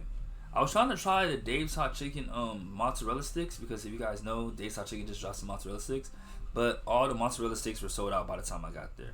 Granted, I did go to Dave's Hot Chicken after 1 o'clock because the showing that I had for The Bride was 10 o'clock. Because what had happened that day, I woke up late, so I recorded the podcast in the afternoon. And having to edit it, do all that stuff, forced me to watch the movie at like 10 o'clock. So by the time I went to go see the movie and finished it, it was like a 2-hour movie. Did not get out of there till like 1 something. So I went to go get some Dave's Hot Chicken. Got the Dave's number 2, very hot, with cheese and the coleslaw and the sauce on the side. It was fire. It was fire. Then on Friday, I woke up. I went to like I said, I went to Kenneth Hahn to do a run because I was training for the marathon. On Thursday, like I said, I rest, so Thursdays was never going to work out. But on that Friday, I went to Kenneth Hahn to do. The plan was just to do 6 miles. I was just trying to just get like my legs just used to 6 and up, because on Sunday I was gonna go run the LA marathon with my dad. So I was like, okay, let me try to do some marathon training. And if you guys know anything about my dad, he told me that shit last minute. So I was like, okay, I guess now I just gotta get ready for this marathon now, whatever.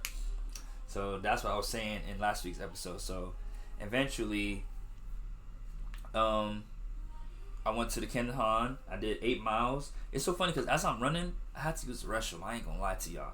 I'm like, I don't know how many miles. Well, I want to say I'm 1.5 miles in. I had to stop and take a number 2. Did what I had to do, and then I finished my run. Overall, like I said, I did 8 miles. It was 8 minutes and 51 seconds per mile. It was fun. Then I went to work. After I went to work, was talking to my mom, you know what I'm saying? Found out some weird stuff happened at work. Like I said, there's just so much stuff that's going on at work that I wish I could tell you guys, but I can't tell you guys yet. Just be patient with your boy. But y'all know, like I said, I don't really talk about work anyway, so it's not like I'm doing anything out of the ordinary. So you guys good. So then why I decided to go get some for the win. So I'm fasting, so I was like, okay, let me get something, something to eat. So I went to go. If you guys know what For the Win is a smash burgers place, and they have multiple locations, but the location that is good is I forgot where it is, but they have a new location that was across the street from where I work.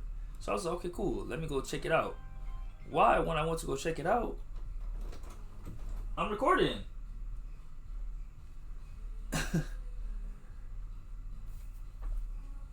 So went to go check the place out. For one. Oh, are you recording? Yeah, that's what I was saying. Yeah, my bad. There we go. You need something in here? Yes, the toothpaste. Yeah, you could come get it. Cause I just want you to know. Yeah, I was like, cool. I was like, I hope you're dressed.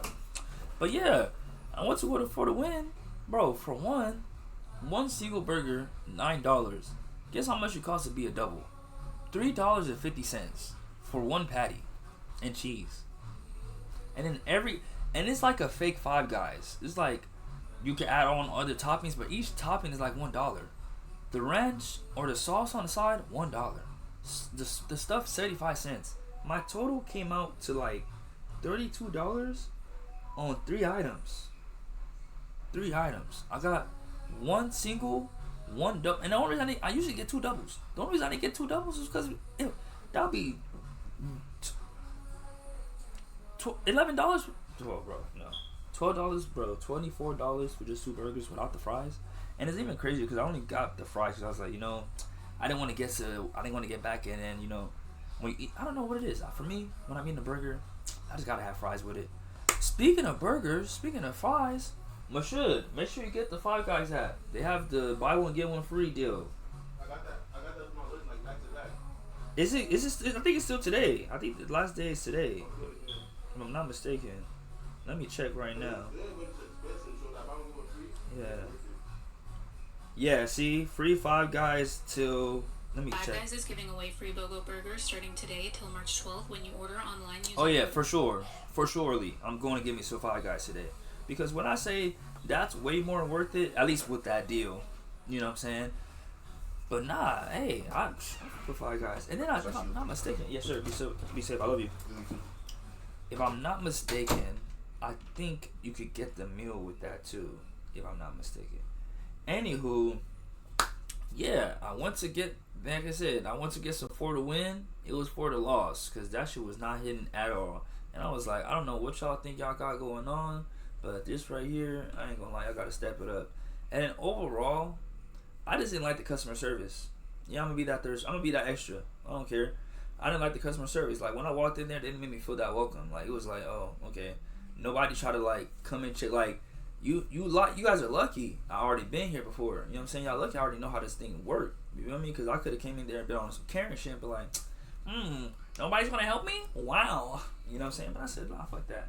So I usually don't like to say I wasted my money on stuff, but I wasted my money on that for the win, for sure. So I even had to apologize. I said sorry to Five Guys for playing with y'all, but overall I did everything that was on my to-do list on that Friday. You know what I'm saying? Played some GTA with my nigga Devin. You know what I'm saying? And then just talked about everything. So on Saturday, man, I ain't gonna lie to you guys, I caught off this weekend. So you guys know me. My off days are usually Tuesdays and Thursdays. But this weekend,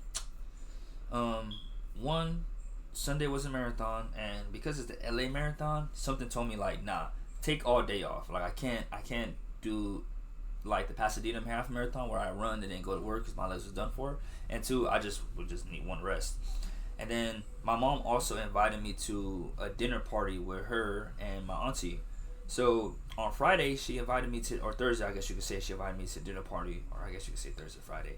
So I had planned, okay, cool, on Saturday and Sunday I'm gonna call off work and I'm not gonna go. So I called off work on Saturday, but she was like, before you call off, like let me make sure that like you can even go to this dinner party. And I was like, well, okay, like regardless, like I said, I'm like, I feel like I was already locked into call off anyway. So I was like, you know what, Mom, I'm already locked into call off, so don't even worry about it. So she trying to figure out if I could go. I'm like, okay, well, I'm about to go to Hold This Fit Run Club real quick Saturdays, because on Saturdays we meet at 8. I told you guys already in the last episode. This month is back to 8 o'clock, so I could go.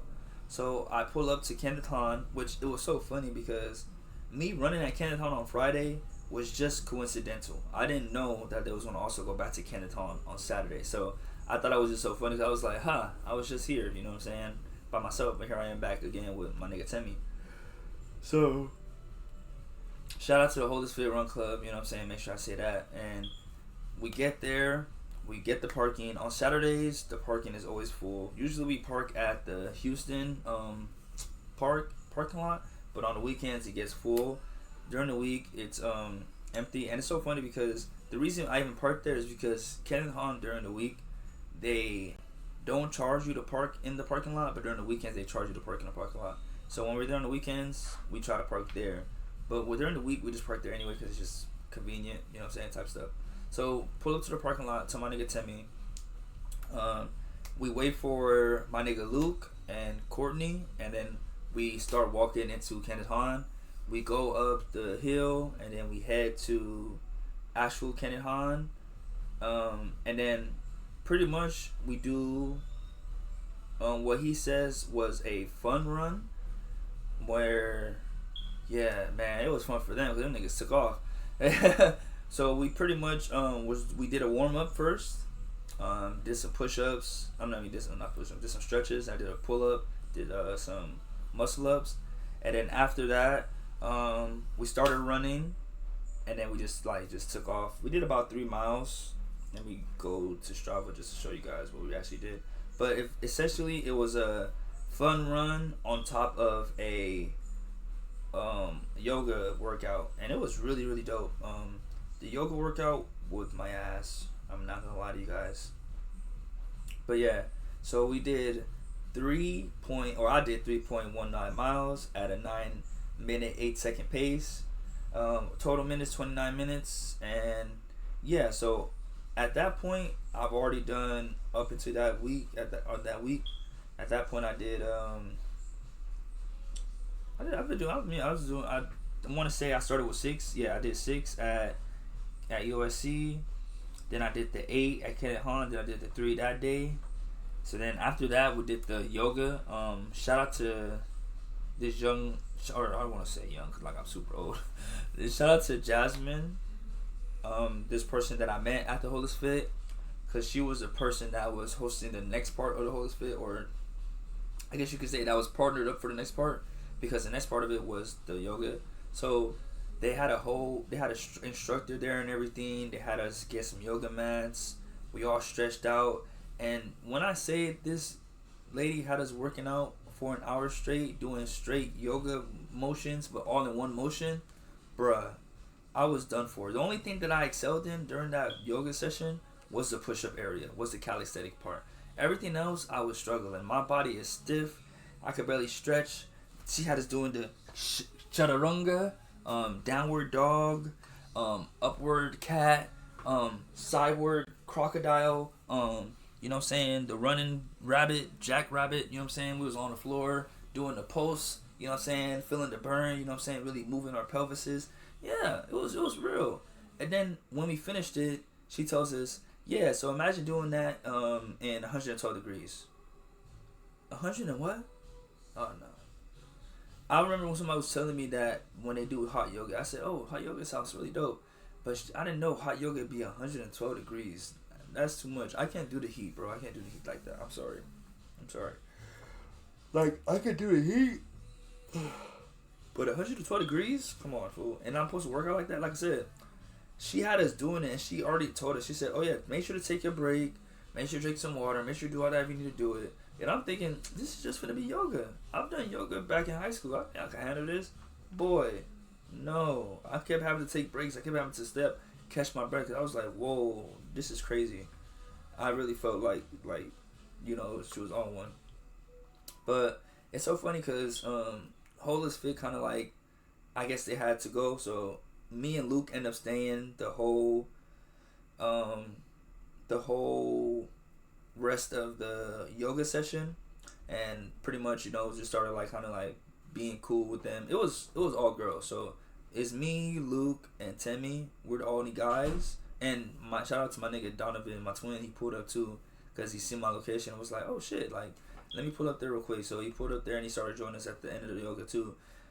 And he gave me a freaking magnet phone holder. And tell me why I left it, y'all, because I forgot that he gave it to me. That's how intense the workout was. The workout was so intense that I forgot something that he gave to me.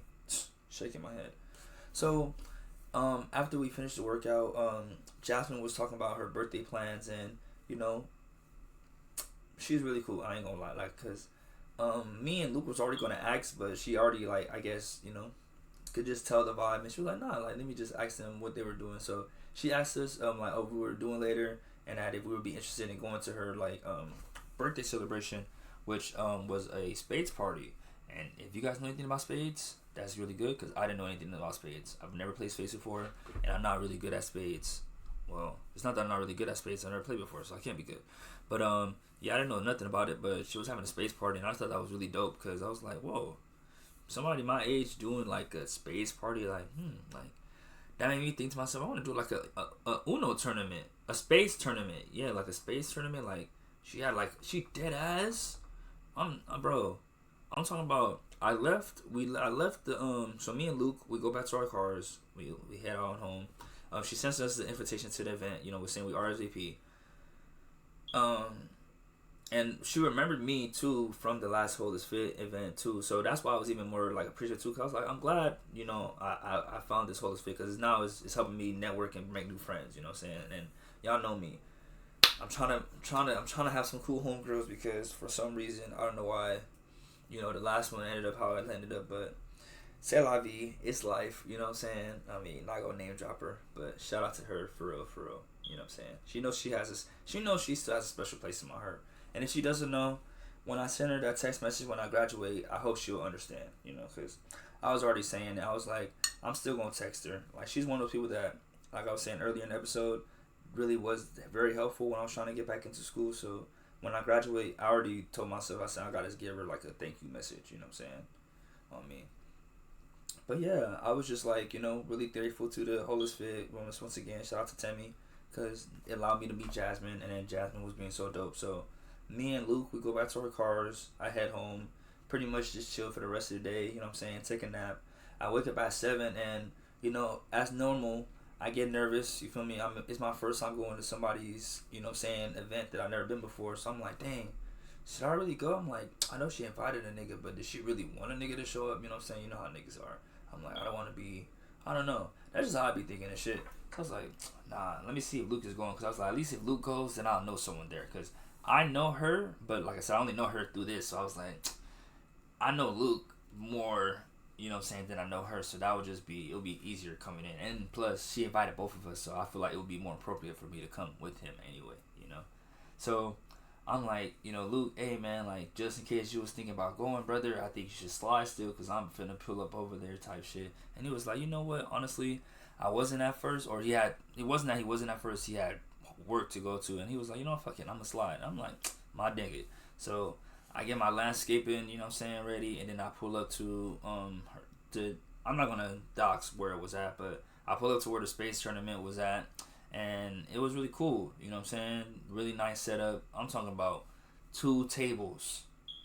Everybody, the theme of the party was anything but a birthday party. So besides workout clothes, you can say, oh, I thought I was going to a wedding. I thought I was going to a concert. I thought I was going to a gun show. I thought I was going to, like, just say you thought you were going somewhere that is not a birthday party. You know what I'm saying? And then your outfit has to be in theme of that. You feel me?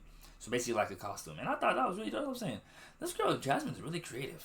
Everybody's so creative. I said, the whole time I'm just like, yeah, see, I thought I ran out of ideas. She just gave me something. I said, oh yeah, you motherfucking right. Man, fuck it. Fuck around a Naruto Ultimate Ninja Storm party. An Ultimate Ninja Storm tournament where I have multiple TVs, multiple PS5s, and everybody that get there got to know how to play Naruto Ninja Storm, and then we just be serving hands the whole night.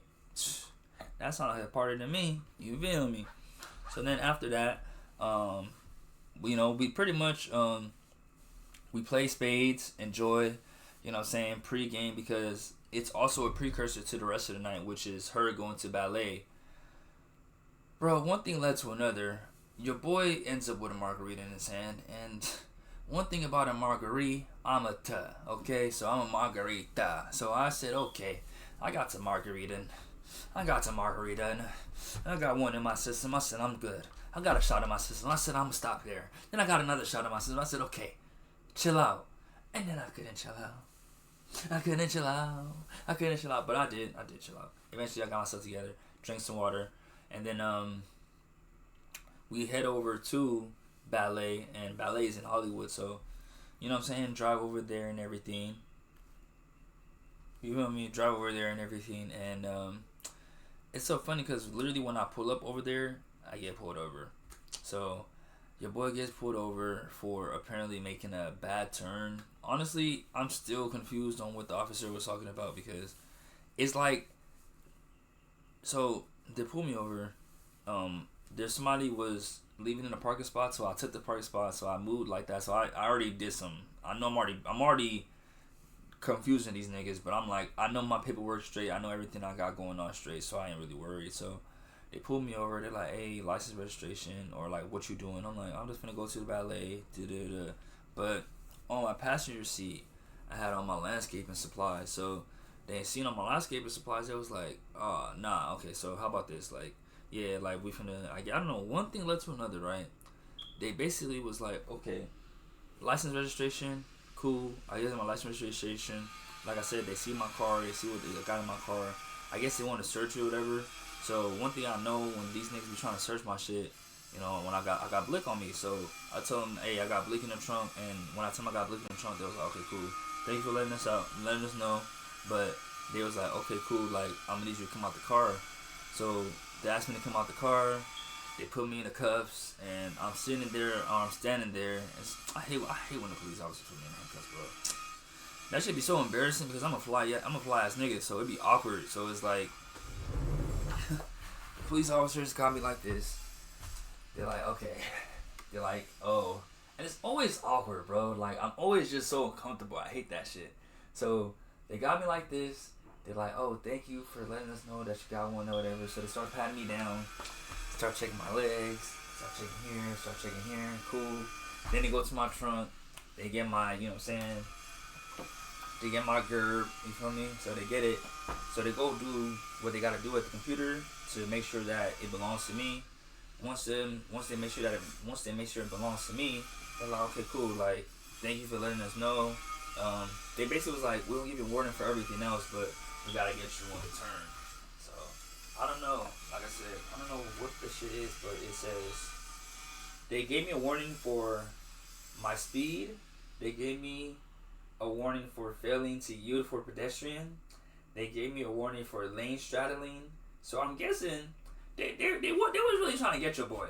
But because all my paperwork was straight, and I was cooperative, you know what I'm saying? Like I ain't no snitch, I wasn't telling, but I was cooperative, you know what I'm saying? So that just goes to show that even in a situation where you kind of are in the wrong, if you do everything right, you can have a good rest of your night.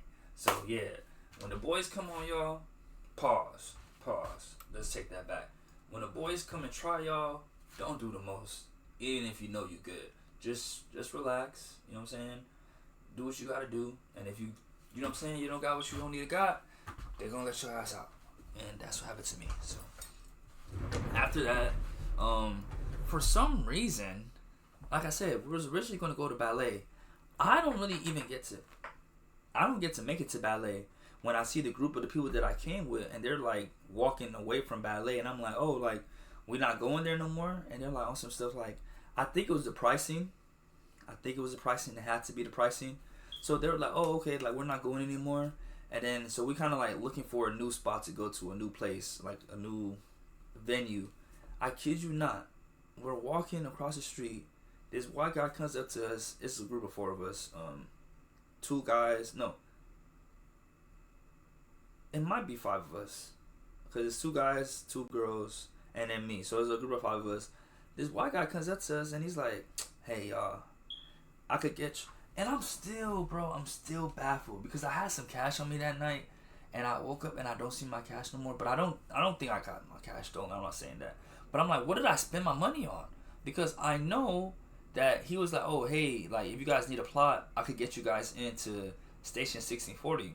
If you guys don't know what Station 1640 is, it's a club in Hollywood that's Afro beats. I frequent there. If you guys know anything about me, I'm the king of Afro beats. I'm the king of dancing. So that's my spot. That's the HQ for real. So I know that even though that's the HQ, they be taxing at the door. So when he said that he could get us in for free, I'm ready to jump at the opportunity, but I'm still a little hesitant because I'm like, who is this guy, yo? Like, what in the GTA? What in the random mission? I'm talking about that this Friday, this whole weekend, everything was just going how it needed to go without me even realizing how much it was going the way I needed it to go. You know what I'm saying? Like, it's one of those things where when I play it back in my mind, all the coincidences, well, besides being pulled over, because that's not a coincidence. Fuck the police. I'm sorry. But, you know what I'm saying? Like, that's not a coincidence. But the fact that I was, you know what I'm saying? Like I said, I got out that gym, that's God. So, the guy's like, okay, yeah, I'm gonna take out a 1640, and all I ask is that you tip me whatever you feel comfortable. So, mind you, if you guys know anything about me, and you guys know anything about me going to 1640, I usually have to pay for parking, and I usually have to pay for a ticket to get in. So I didn't have to pay for parking, and you tell me I only have to pay for it to get in? Here's $10, my nigga. I got you. So I cash out him the 10. He gets us in there, and then it also so happens to be the homegirl's birthday, so pretty much I say that to say it was one of those things where I didn't end up at the planned spot, but the backup location ended up just being as lit, if not litter, that I didn't even notice that I wasn't where I was supposed to be. Like, I'm at 1640 having the time of my life, seeing my cousin, seeing Noah, seeing Toki, seeing my boy Rowdy Virgil, seeing my, you know what I'm saying, seeing Aunt Wooly, shout out to Aunt Wooly, happy birthday to her. I just see my nigga Ice Rage on the 1s and 2s, shout out to all them, man, you know. We was just outside, bro. See my nigga Zay, you know what I'm saying, like, what? Like, it was like, and I'm still baffled by how many people I seen that I knew that night, because it was like, dang, I wasn't planning to be here. You guys was all like, I don't know if they all planning to be here, but I'm like, the fact that we all happen to be here and we're all, in my head, you guys are here for your own reasons, I'm here for my own reasons, and we still happen to be at the same place at the same time. That's destiny. That's destiny. It's written, fool. You can't change that. You can't change that shit, fam. You can't change that shit, fool. You gotta stand on it, fool. You don't know that shit, fool. You don't understand that shit, fool. So I understood it right then and there. I said, this is destined, bro. So I went home because we pretty much was there the whole night. You know what I'm saying? Turned up. And I did the most irresponsible thing that I could ever do in that situation. Because what do I have the next day? A marathon, boys and girls. And I kid you not, my dad, we were supposed to wake up at 4 a.m. Guess what time I got home? Because I wrote it down. I got home at 3:38. 17:38. Hey, I'm like, hey, what's up, hello? No, not hey, what's up, hello. That boy got home at 3:38, boys. And it's so funny because I got home at 3:38 and I knocked out. I crashed immediately, right? Well, after I did my due diligence. I made sure to put my clothes away because one thing about me, I like to always make sure my fit gets put away before I go to sleep and everything. So I make sure to put my fit away, make sure to put my chains away because if you sleep in these chains, you know what I'm saying, there's a chance to get fucked up. So the go began saying good. Took all that off, wrote my journal, you know what I'm saying, my notes, made sure I secured the fact that I got home. Cool, everything is going good. As soon as I go to sleep though, that boy, I told you, the liquor, everything hit me. Everything kicked in. So I ended up waking up at like 9 something or like 8 something, bro. Bro, I kid you not, bro. I don't know how I did it, bro. I messed up my early wake up. I freaking didn't even know where to go. I had to look it up on Google where the halfway point is for the marathon because if you guys don't know, I was just only supposed to do the halfway point to the end with my dad. So after I essentially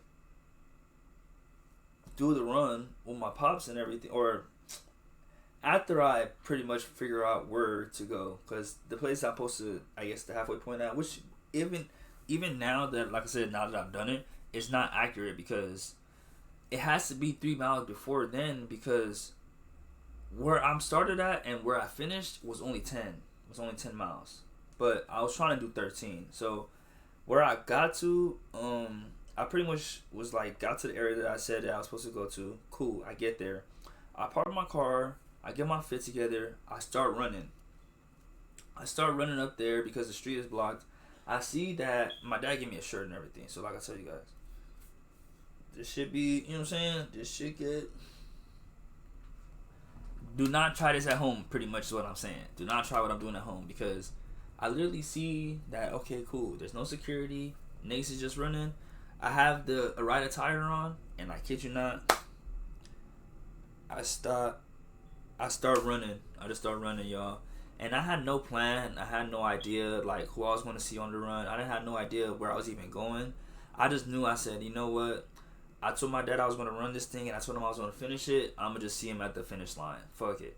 So I kid you not, I start running, and why I see the homie Miles, you know what I'm saying? So big shout out to my homie Miles, man.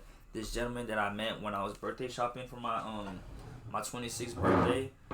This guy that I met that works at the vape store. I hope he's not doxing me. I feel like that's a shout out to him because, you know what I'm saying, I met him at work, you know? But, yeah, I remember meeting him, and ever since then, we've been really cool homies. He motivates the hell out of me. Like, I feel like anytime I see people that really be on their workout shit, it really gives me, like, hope because I be thinking, like, damn, like, am I doing too much with this workout shit? But I'm like, I'm not doing enough. For real, if anything. So I see my nigga, and I remember catching up to him, and I told him the situation. I was like, yeah, man, I'm trying to meet my dad. I'm supposed to just run half with him, but I'm fucking late. He was like, bro, don't trip on that shit, bro. The fact that you even running, you doing your shit.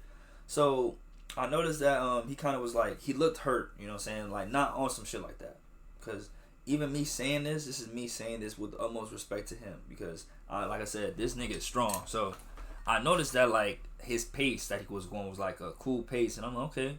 I'm like, if anything, I was happy. Because I was like, I wasn't trying to, boy, I'm like, this nigga can move. So I'm like, shit, I don't want to go too fast anyway because I don't know where my dad is at type. So I'm like, okay, bet, let me just go at his pace. But then I noticed, I'm like, he's not really like he's just like, you know, he's like locked in, like on some like very careful. Let me just put it like that. He's being very careful. So he mentions to me, he's like, yeah, man, like I got a cramp like at mile 5. And I'm like, mile 5? Mind you, I'm thinking I started at mile 13. So I'm like, you started at mile 5, brother. You've been running this whole time with pain in your leg? And I kid you not, we ran like 3 miles, and my guy like had to really like, and he was doing it too. That's what's so scary, like, cause he did it, and he had to end up having to stop, and I felt bad because I'm like, I wanted to finish it with him because, like I said, I didn't know I was gonna catch up with my dad, but I'm like, I don't want to risk, in a sense, stopping with him that I missed the entire chance to meet my dad. Like I said, I didn't know if I was gonna see my dad. I didn't know I was gonna catch up to him, but I was just like, dang, like, this is my nigga Miles, but I know even he would tell me like nah, like don't wait for me, keep going. Like if you know that you're supposed to go catch up to somebody, do your thing. So eventually I just told him, I was like, you know what? And that's what's so crazy. Like I feel like that's something that I gotta learn, I guess, how to just be okay with telling people, of just like, you know, like, hey, I gotta do what's best for me. You know what I'm saying? Because that's a man. So I know he's a grown ass man. He's not gonna care. You know what I'm saying? Like. In actuality, he's not gonna care, but I just felt bad because I'm like, as a homie, I know if I was hurt, you know what I'm saying, I would want someone to be there for me, you feel me? So I always treat people how I want to be treated. So that's why I was like, no, I'm gonna be here for you. But I was like, fuck, I want to be here for you, but I know I signed up to be here for my dad. So I'm glad I could be here for you for this moment. I know you got it, my boy, because I know you got it, you know what I'm saying? But like I said, I didn't want to help him extra. So I was like, you know, I gotta go, you know what I'm saying, I gotta go do what I gotta do. So I end up continuing running off, and I go run. So I literally have it recorded on my camera roll, like the times where I was like, okay, I got to mile 1, mile number 2. So I got to mile number 1 at 10:12. At 10:23, that's when I met my nigga Miles. I'm talking about literally, like, you can't make this up. At 10:40, we're still going strong. We're still moving good. At 10:47, that's when he took a break to, like, you know what I'm saying, get his leg right. And at 11:03, that's when I kind of like was like, okay, I'm gonna have to keep going because, like I said, I want to catch up to my dad. So at 11:03, I was like continuing on, doing my thing. And then at 11:04, I'm by myself, like I said, running, smiling, doing my shit. At 11:12, I made it to mile number 5. Yeah, mile number 5. Like I said, everybody else is at a different miles. I'm doing my own thing because, like I said, I can't talk about nobody's pace or anything like that because they already been running for a minute. I just started, you know what I'm saying? So I'm mile number 5. So when I got to mile 21 on the thing, I'm talking about, I started recording some more, you know what I'm saying? Just to like, I guess I got to mile number 6. And then that was at 11:23. 10 minutes later, at 11:33, when I got to Brentwood, I saw my dad, bro. That is so freaking crazy. I don't know, like, I don't think y'all understand, bro. Like, that's so wild. How did I do that? So at 11:48, I'm at mile 8. 11, and then at 12:28, that's when we finish. We eventually finish the actual thing, and then that's when I went through what my nigga Miles went through, because I'm talking about my leg started paining me so bad that I had to just like literally walk off to the side. Like I had to sit down. I literally sat down because my leg couldn't do it anymore, and I felt so bad because of that. I ended up bringing attention to me and my dad. So when I brought attention to me and my dad, the person that works there was able to notice that I didn't have a bib. So once the nigga noticed I didn't have a bib, he said, "Hey, bro, you don't got a bib." And I said, "I know I don't got a bib. What about it? I just finished running.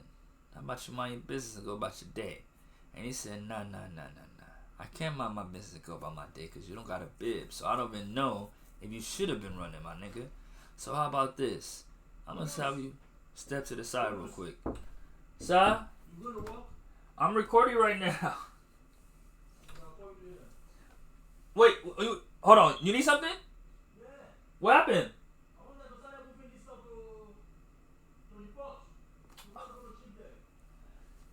Why you guys always tell me stuff? Guys, I cannot make this up, man. This is why. This is an example. This is all my fault, honestly speaking. This is all my fault, guys. I completely apologize. This is not supposed to happen, especially not during a podcast today. As you guys can see, this is the real life happenings of the Adu family, and it's one of those days where I might, like I said, honestly speaking, those were the highlights of the week. The rest of the week was pretty much just straightforward. You know what I'm saying? Like I said, the Sunday, Saturday and Sunday was a blessed day. Monday, Tuesday, Wednesday, just back to the oral grind. As far as The Bride, because that's what I would say was going to be like the movie review thing today, because I can give you guys a quick summary on that. I feel like the movie was what I would call a guilty pleasure. Essentially, we're following a woman's POV of her becoming. Dang, I know that's. I'm gonna have to get so much background to this. So, if anything, because I was considering this, guys. I was really considering this. Let me know if you guys would like me to do like for example, like if I don't get to finish all the topics in one episode, would you guys be okay with me doing like a shorter podcast where I just basically come back and revisit some of the topics that I didn't get to revisit? Let me know, because I could do that, like I said, on Tuesdays and probably drop that on Wednesday, where it's like, oh, it might not be every week, but just the weeks where, like, for example, how something like this happened today, because we're cooking, but gotta go help my pops, and you know what I'm saying, family comes first at the end of the day. So you guys are my family, and I appreciate you guys' support, and I love you guys. Thank you guys for listening. Thank you guys for showing up and supporting. As you guys can see, like I said, your boy got that. Hey, either way, I say that to say, you see what's on my neck. You see, I told you that nigga tried to put me to the side talking about something. You ain't got no bib. You can't be here. You see what's on my neck. Y'all, the people listening, y'all can't see it, but y'all can hear it. Hold on. Can y'all hear that? Dang, hold on. How do I? Yeah, see it? I'm scratching it. You feel me? It's like a steak. You feel me? Nice and crispy. Let me, you know what I'm saying? You gotta dangle. I don't know how to make noise with it, but yeah, pretty much just want to say that. Thank you guys for watching. Thank you guys for listening. It's your boy K Saxa P. This is episode 36 of the StayDownLA Podcast, and I'll see you guys in the next one. I'm out. Peace.